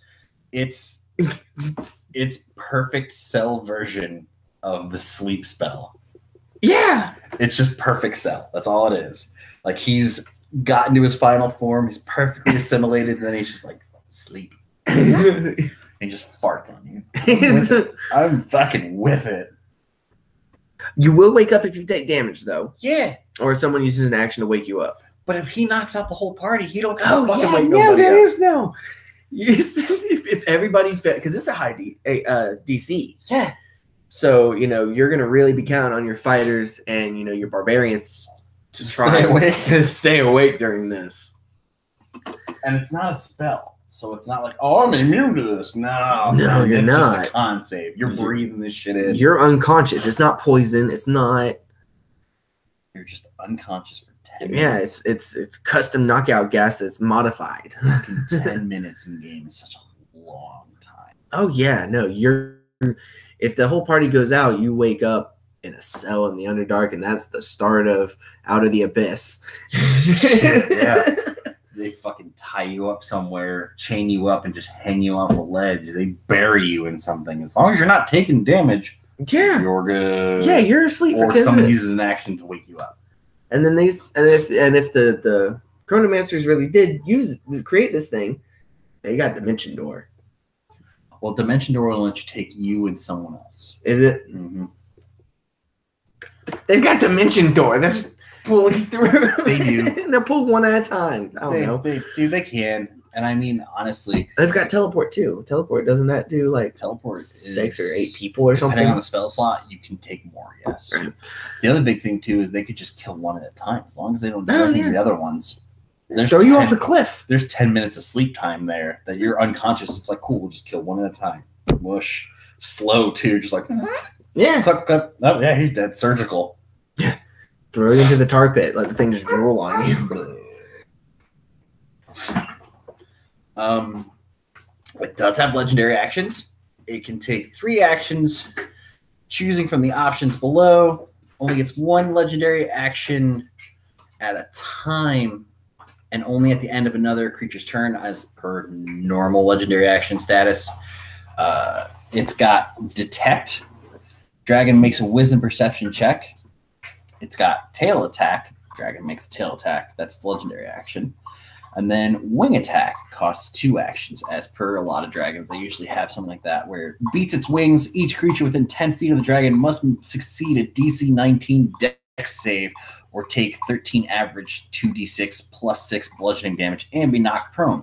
The dragon can then fly up to half its speed, and it's fucking flying. It's a dragon. I find it interesting about the Detect thing, though. Because I would believe it's detect anything. Right. It's just giving it away. Like the true sight and all that stuff helps, but since it doesn't have like a hoard that it's always knowing where everything is in its hoard, like you take a piece of a dragon's hoard, it's gonna know where that fucking thing is because it's just part of the dragon. Right. But like with this guy, since he's clockwork, he can just find you. Because he can't see through walls. But Right. like if you turn a corner and you try to hide, it's going to use detect and it's just going to know where you are.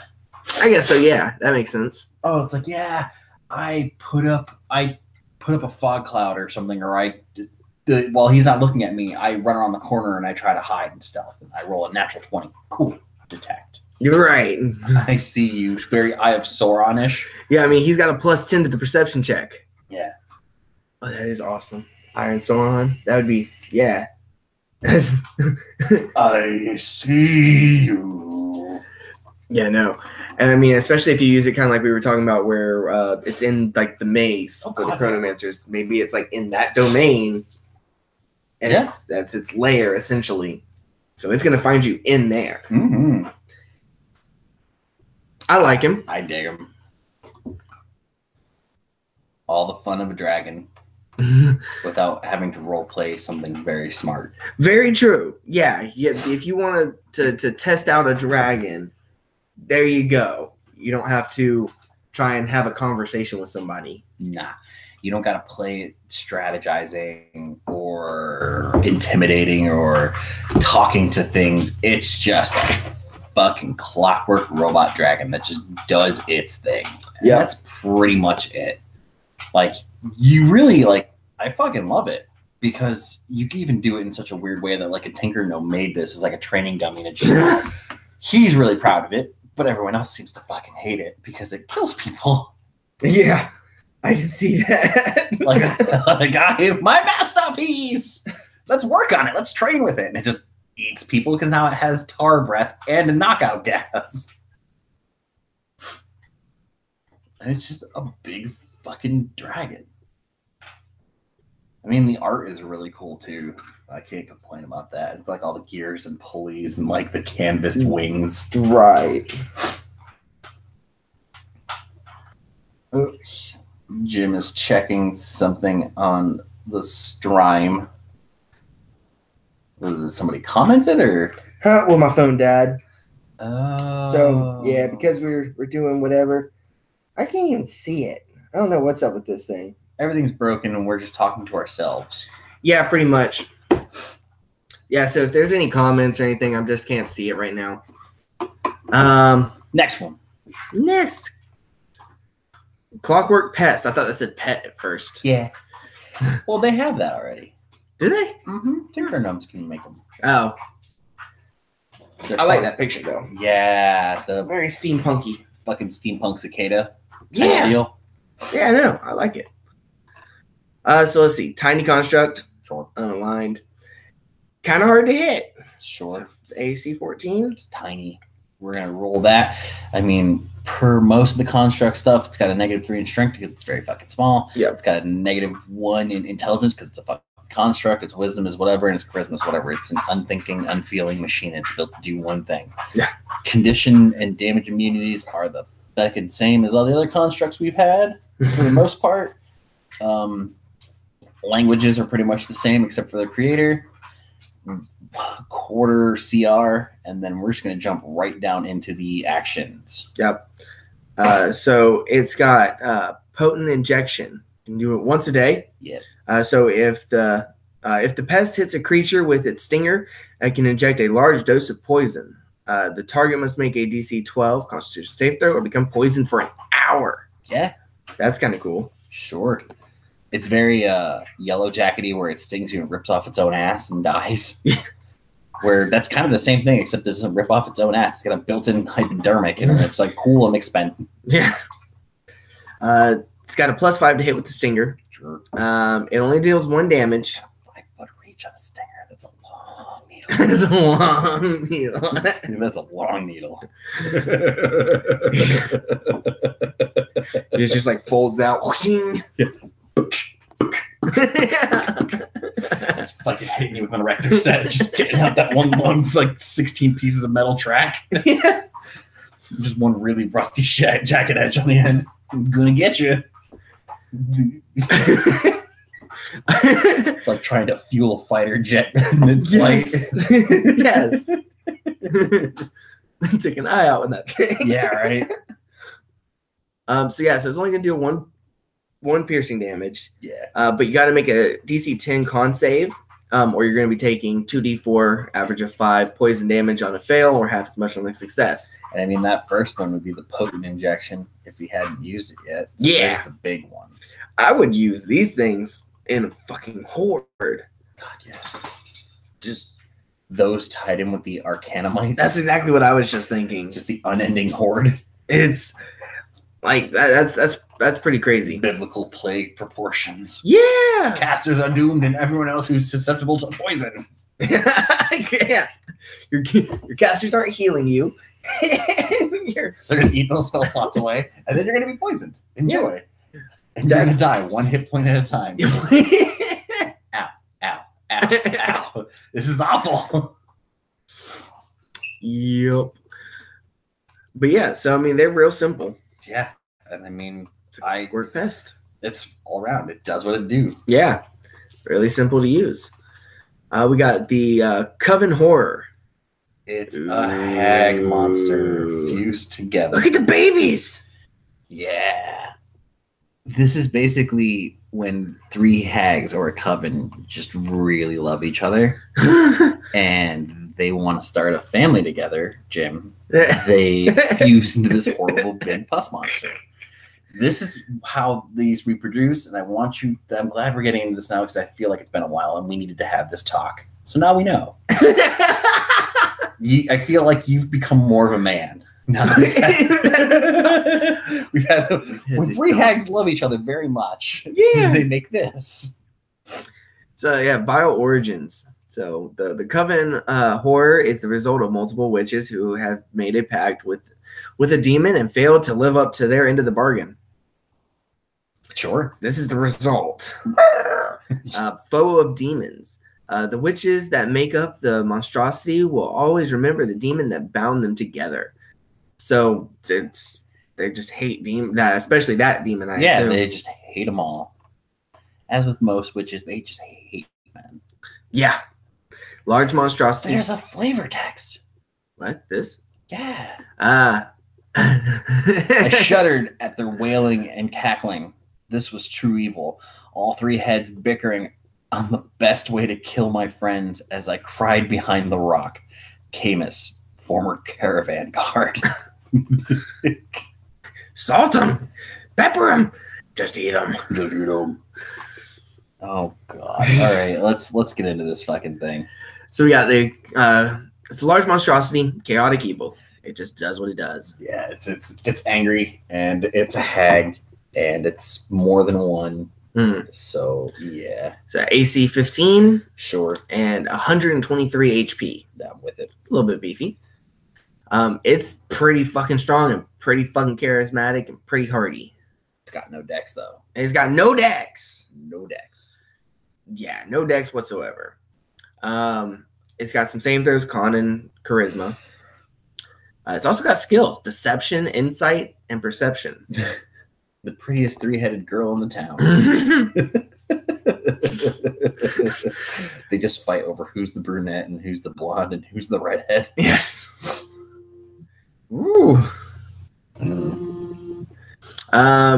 They've got damage resistance to cold and fire, as well as bludgeoning, piercing, and slashing from non-magical weapons that aren't silver. Yeah. It can't be charmed or frightened. Mm-hmm. It has dark vision to 120 feet. Oh, yeah. And a passive of 20. It also speaks common, abyssal, infernal, and primordial. With it. It's a CR 9. So let's get into the abilities of this beautiful. Whales of the Unborn. That's interesting. Got them babies. Yes, the babies. Humanoids within 100 or within 60 feet, not 160 feet, within 60 feet of the horror that can hear it have disadvantage on Constitution saving throws to maintain concentration. Sure. Okay. Crying babies, stop your concentration magic. Believe me, they do. They do. You would know this. I've got a spawn of Satan right now. And then they're also. Is it a she or is it a they? It's because they're one being, but they're separate entities. Three. It's like it's a she. Just for safety's sake. So she has. Together we are mighty. We are legion. Yeah. So she has magic resistance, though horror has advantage on saving throws against spells and other magical effects. So cool. Actions. So it has multi-attack. It can use its gaze, then make 2 claw attacks. It's got some gazes. Oh god. So real quick, claw is a +9 to hit and an average of 14 damage. Sure. The gaze is the horror makes 1 gaze at random. Choosing 1 target it can see within 60 feet. Sure. It's got Gaze of Agony, where you have to make a DC 15 Charisma save or take 8d8 psychic damage, or half as much on a success. Oh. That's 36 average. Then you've got Gaze of Lethargy, where you have to make a Charisma save, DC 15. And on a failed, you can't take reactions. Your speed is halved. And you can't move more, or you can't make more than 1 attack on your turn. In addition, the target can take either an action or a bonus action on its turn, but not both. You can have bread or water, but not both. Yeah. Would you like bread or butter? Bread or butter. So these effects last for 1 minute. The creature can repeat the saving throw at the end of its turn, and if it does, the effect ends. Sure. So, and then lastly, Gaze of Despair. Do you gotta roll like a fucking D3? Yeah, D4. So Gaze of Despair, you have to make another Charisma save. On a failed, the target becomes overwhelmed with despair for 1 minute. It has disadvantage on attack rolls, saving throws, and ability checks. The creature can repeat the saving throw, and same thing, it ends on success. It seems like StoneStrix's really likes this disadvantage on attacks and saves. Well, because disadvantage and advantage do so much in 5th edition. Yeah. Like, they took all the other editions and really simplified it into, instead of just shitloads of numbers and being good at certain things, to just an advantage and a disadvantage. Mm-hmm. And people take that for granted. I can see where you're coming from, yeah. They don't really respect how much disadvantage can be and how helpful advantage can be. Like, sure thing. Oh, it's just rolling disadvantage, no big deal. I can still do a big one. But when you have monsters that do it in such a way where it gives you the full spectrum drop of just every fucking thing you could roll at disadvantage, it's really fucking debilitating. So, like, I'm with them on it. It's one of those things a lot of people don't see used and don't really, fully appreciate the mechanic. Right. So, I like it. I'm digging it. I get you, yeah. Alrighty. Crowlock. Yeah. I like it. I want him as a pet. It's got extra feet. And no wings. Just so we're clear. Yeah, no wings. Just tail. It's like a dog bird. With lots of eyes. Lots of eyes. I like the eyes. So, Tiny Monstrosity, Chaotic Neutral. AC of 13 with 10 HP. Sure. Has a massive flight speed, though. It's got a 50-foot fly speed. It doesn't have wings. Well, I guess it does. I don't see no wings. I don't either. it magically flies. I'm with it. It's a Crowlock. It's fantasy stuff. Of course, it's magic. It's gonna fly. And it's got a 30-foot walk speed. Yeah, well, 4 fucking legs. I would hope so. Yeah, right. So let's see. No strength. Yeah. Dex is just the highest. It's got deception and perception and stealth. Stealth is kind of interesting. This thing has true sight. With all those fucking eyes, I better hope Yeah, so. I guess so.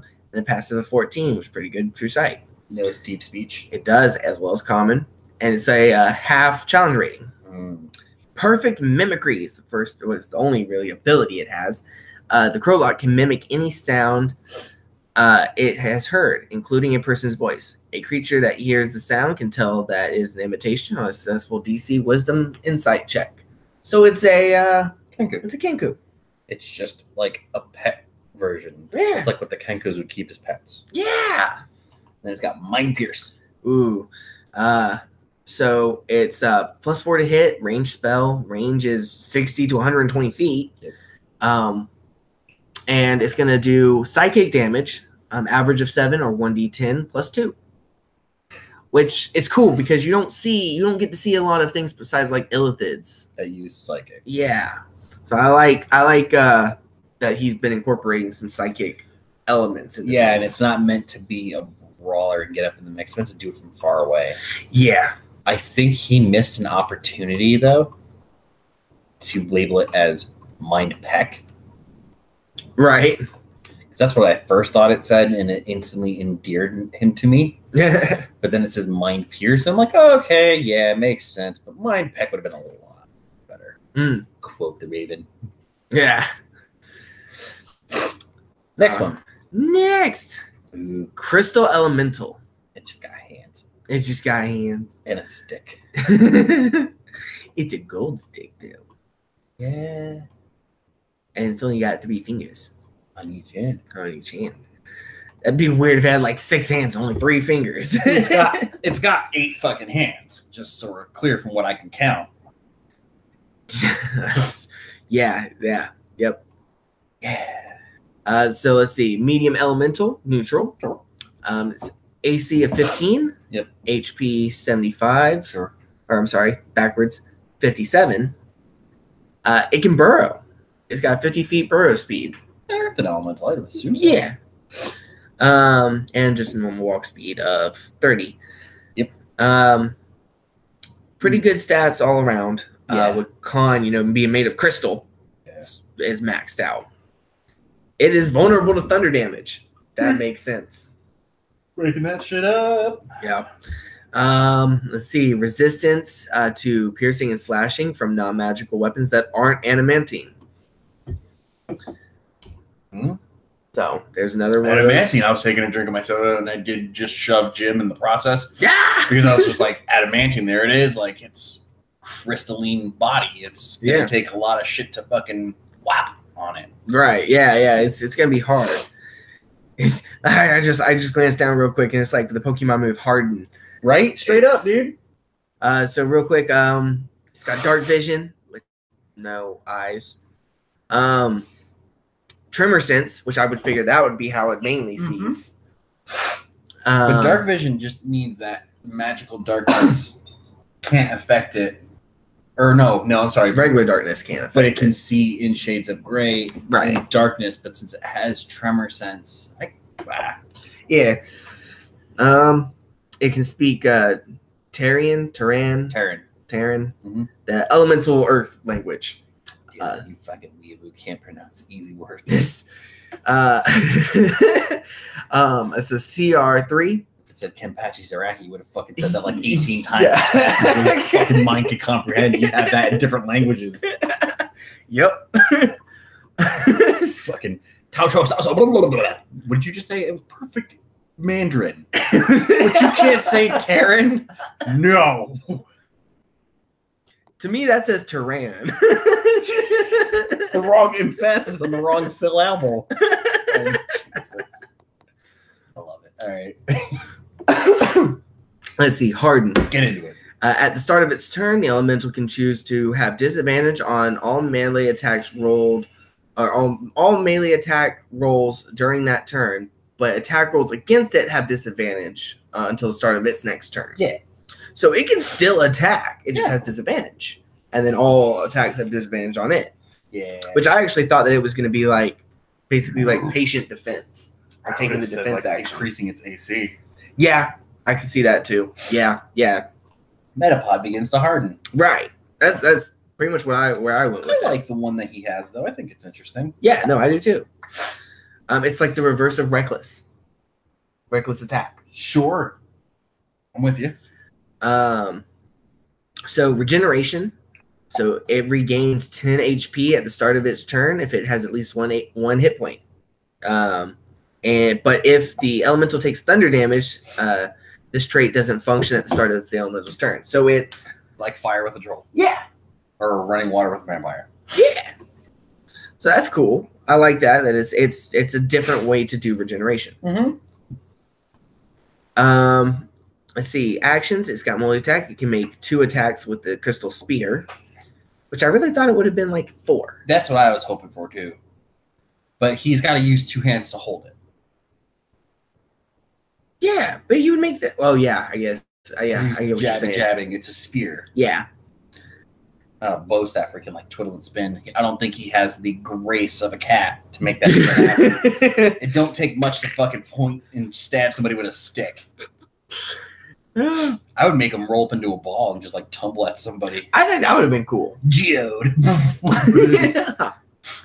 And then the crystal spear attack. It has. Oh wow, that's interesting. It only has a 5-foot reach. I thought it would have been like 10 foot. Maybe he can't see, so he's just hoping for the quick jab. Get away! Plus 5 to hit, and it does 12 average, 2d8 plus 3. I mean, he's not super crazy. No. But I would make him, if you guys killed him, I would make him have rare gem drops and shit like that. Right. Maybe precious metals. Oh, definitely. I mean, I like, just for the fact he doesn't do a ton of damage, but the fact of harden and regeneration makes him harder to deal with. Yeah, it really does. Oh my god. It's dope. That was one of the ones I saw when we scanned through, and I was like, oh, I didn't want to say anything because I didn't want to lose my shit because he's got such cool shit. The first thing I saw I zoned right in on was its breath. And I'm going to get to that in its own time. Oh my god. The crystalline dragon. Yeah. Right. Already, it's the highest CR we've had so far, 18. Nice. It's any chaotic alignment. Yep. Huge dragon. Natural armor, AC 20. It's got 100. It's got 270 HP. God, yeah. Same fly and walk speed as normal dragons. But since this isn't created by someone, this has all the aspects of traditional Dagrons. Yeah. It's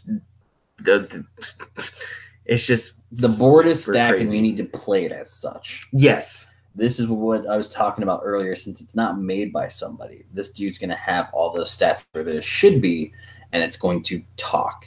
It's going to mock. It's going to deceive. It's going to strategize. It's not just hit button, do thing. Right. This is what's up. No, definitely. Oh, God, look at all those saving throws. I know. It's got saving throws at the yin yang, plus 8 to dex, 13 to con, 9 to wisdom, and 14 to charisma. And then insight, perception, and intimidation. It's got fucking 14 to intimidation. Hell yeah. It's intimidating. Hey, look at that. It's another animatine. Yeah. So damage immunities, bludgeoning, piercing, slashing from non-magical that aren't animatine. So yep. Doesn't have true sight. It does not. But it has blind sight. Yep. And 120-foot dark vision. And a passive of 25. Yeah. He's fucking seeing you. He's gonna see you. He can speak comic and draconic. Comic and draconic. So he makes jokes and talks to dragons. Yeah. I fucking love him sometimes, man. It goes back to the whole give me an anime name, I get that shit out there. The word common though, it's coming out comic.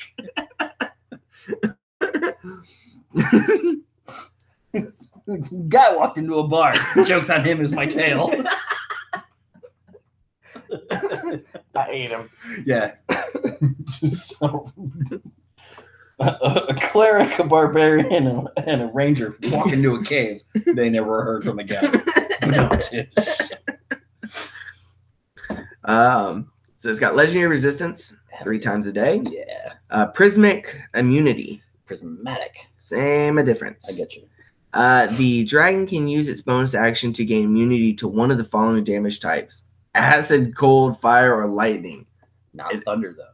Not thunder. Yeah, because it's made of like crystals. It doesn't state it on there unless it's somewhere in these fucking blocks. Mm-hmm. But I would definitely give him vulnerability to thunder. Yeah. Breaking shit off. Yep, I would agree.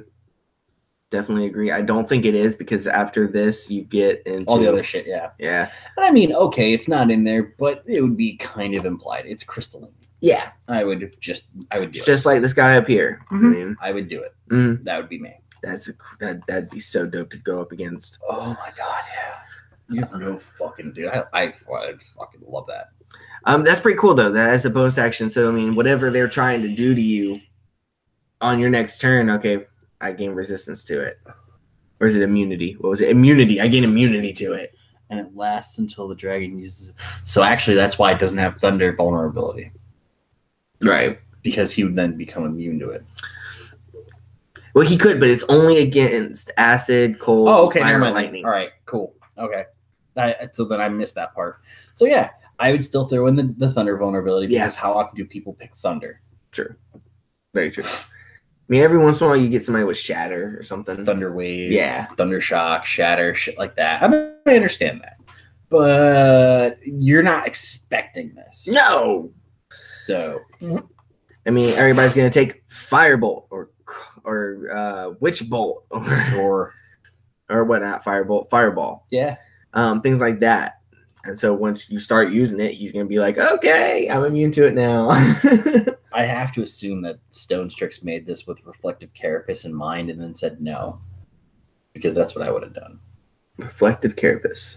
Like the Arcanum Eye and the Tarrasque, where when spells are done to it, gotcha, it can reflect them back, it's immune to them. Mm-hmm. I would have put that on there in the first draft. Mm. And then been like, something's gotta go. Right. And that would have been the first thing to run back. Gotcha. Yeah. I can see what you mean. And it just gave him immunities and then the prismatic immunity, which is basically the same thing. Yeah. It's elemental types. Yeah. Yeah. I mean, I think that's a pretty unique little ability. Too, yeah. So it can, it's got multi-attacking, uses Frightful Presence, and then make 3 attacks, 1 with its bite, 2 with its claws. Yeah, so we've got the bite, claw, and tail. All 3 of them are plus 15 to hit. Bites, 10 foot, 5 foot, and then 15 foot. That tail is going to be a reactionary attack. Yep. As part of its legendary reaction, it can take a tail attack as well. Bite's going to be the most powerful, just physical attack. God, yeah. With an average of 20 to hit, or 20 when you hit. And then the tail is 18 when you hit, average, and claw is 16. So even the claw, still doing a good amount. Yeah, that's still a good amount. And if you choose to do the multi-attack, you're going to be making 2 of those claw attacks. So, Frightful Presence. So each creature of the dragon's choice that is within 120 feet of it and aware of it must make a DC 22 Wisdom saving throw or become frightened for 1 minute. Oh, shit. I just thought of something. Put him in like a gem mine or a diamond mine with like all the crystals and geodes, and he just stealth hides and blends into the walls. Hell yeah. And it's just like one big glowy eye looking at you because he's not moving and he's just waiting for you to walk by, and like you don't notice him because he blends in and everything reflects. Something that I think would be kind of cool would be something along the lines like closest thing I could compare it to in D&D terms is like meld to stone or meld into stone or whatever, where he can just like enter the crystal structures and then exit, or maybe something like what is it, tree stride? Yeah, travel via plants. So, but yeah, so but once if you're able to beat his Frightful Presence, you're immune to it for 24 hours. Yeah, that is with most shit. Okay. Here's what you were waiting for. Yeah, that fucking breath weapon. Prismatic Breath.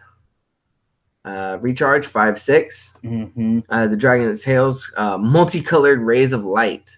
Oh, that's cool. Each creature in a 60-foot cone must make a DC 21 dex save. So rogues, you got this. Everybody else, be careful. For each target, yeah, it's different. Yeah, it's like color spray meets Beholder Eye Beams. Yes, that's awesome. Yeah. Oh, I love that. So roll. So I'd have each player roll it. Just roll what happens to you. So you roll a d8 to determine what color ray they're affected by. Red is fire damage, and it's average of 55. It's 10d10. Orange is acid. So all of these, most of these are 10d10. So averaging 55. Yep. So you got fire, you've got acid, you've got lightning, you've got poison, and then you've got cold damage. But then we have the indigo beam. Indigo, which is a DC 21 con save on top of that other dex save. So on a failed save, okay, so right off the bat, because you failed that dex save, you become restrained. No. Yep. That's if they fail the dex save, they now have to roll on the D8 chart to see what beam affects them. If they roll on this, because if they failed the save, they get this. So on a failed save, the target is restrained. It then must make a DC, yeah, you're right. 21 con save at the end of each of its turns. If it is successful 3 times, the effect ends. If it fails 3 times, it's permanently turned into stone. And subject to the petrification. So it's a permanent thing unless magically reversed. Oh my god. That's one of those things. No six. No, but the other two look good too. Violet. So if you fail it, you become blinded for a minute. And then special, which is number 8. The target is struck by 2 rays. That's roll twice more. Re-roll any 8. Wait. Crossing streams, man. So you roll 8. It's just not your day. Yeah. You then roll a 6, and you then roll a 3. Because lightning can break stone. Right. And they shatter. At least that's how I would do it. I mean, it says to re-roll an 8, not re-roll doubles. So if you roll 2 6s, yeah, you're fine. I would make him do it twice. Yeah. Or you would automatically fail. You roll 2 6s on a special. It's instantaneous petrification, complete permanent. Yeah. It went through like your retinas, and then you fried your brain. You just yeah. It's like instant petrification. Or you become a weeping angel. So as long as nobody's looking at you, you're fine. Yeah. Again, we're not going down the rabbit hole, but yeah, that's actually pretty good. Nobody admit that I exist anymore, and I'm totally fine. But the minute you remember I'm here, I'm not. So I mean, I think that'd be funny because your party's gonna be like, oh no, let's leave them. There's nothing we can do. And then you just keep showing up at like random places, like in the but middle of the woods. They don't remember it. They don't realize it, and it's like your player now that's that petrification has to work with a DM and just do shit on the side. Like, I want to leave marbles on the floor. And like it trips up the bag. Like, where'd those marbles come from? And it's just you like this. Like, yeah, just like the poses. It'd be awesome. It would. It'd be funny as fuck. So the legendary actions are exactly the same as the clockwork dragon. So it can detect, tail attack, or wing attack. So I love. That's nice. I like it. What is it? Crystalline. Yeah, it's just a matter of pronunciation, but both are good. Okay, so I dig the crystalline dragon. That's I think that could be a stupid fun encounter. Oh god, yeah. Where it's I would play it basically like Murder Hobo's Delight. Like you just need to go at it because I'd wait for somebody to try and bargain with this dude by using like precious gems and shit. It's just like, I'm made out of this shit, kid. Right. Well, I mean, what would you say that it wants then? Nothing. It has no. I don't know. I'd really have to dig deep and figure out something about how this dude would think. Yeah, because I mean, most it's a chaotic alignment, so it doesn't really matter. So either it's gonna make it like super, I just want to do it, or it's gonna be it doesn't want anything.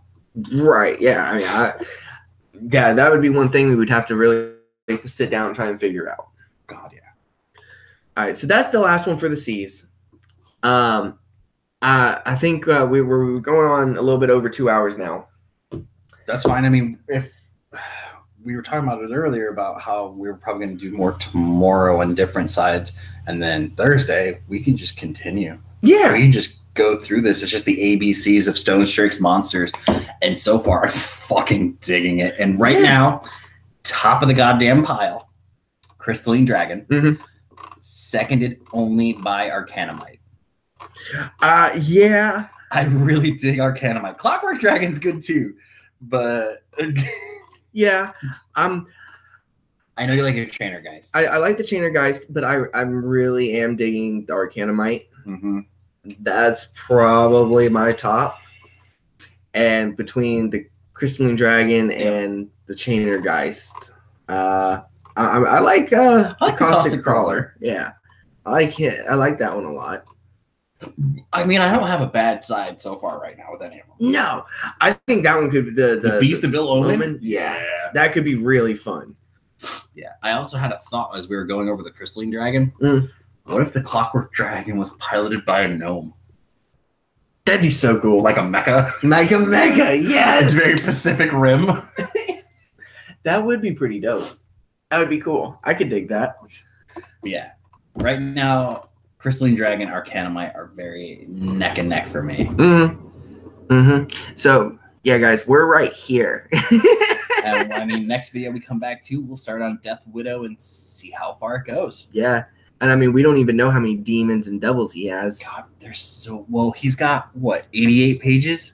Yeah, 88. I don't think we're gonna do. We can do if we feel like it because we did Mass Killer. Yeah, we'll skip over some. We'll reference the video that we did. Yeah, but like some of these sound kind of good. Like we looked at the Rat Hermit too, in our own sort of way. So maybe we'll do some stuff in the appendix. Maybe not. All right. The Eldrazi are now Illits. The Mirror now Mulaz. The Silvers. So the Slivers are now Serums. Remember we were talking about that? So basically what he did was he took shit from Wizards.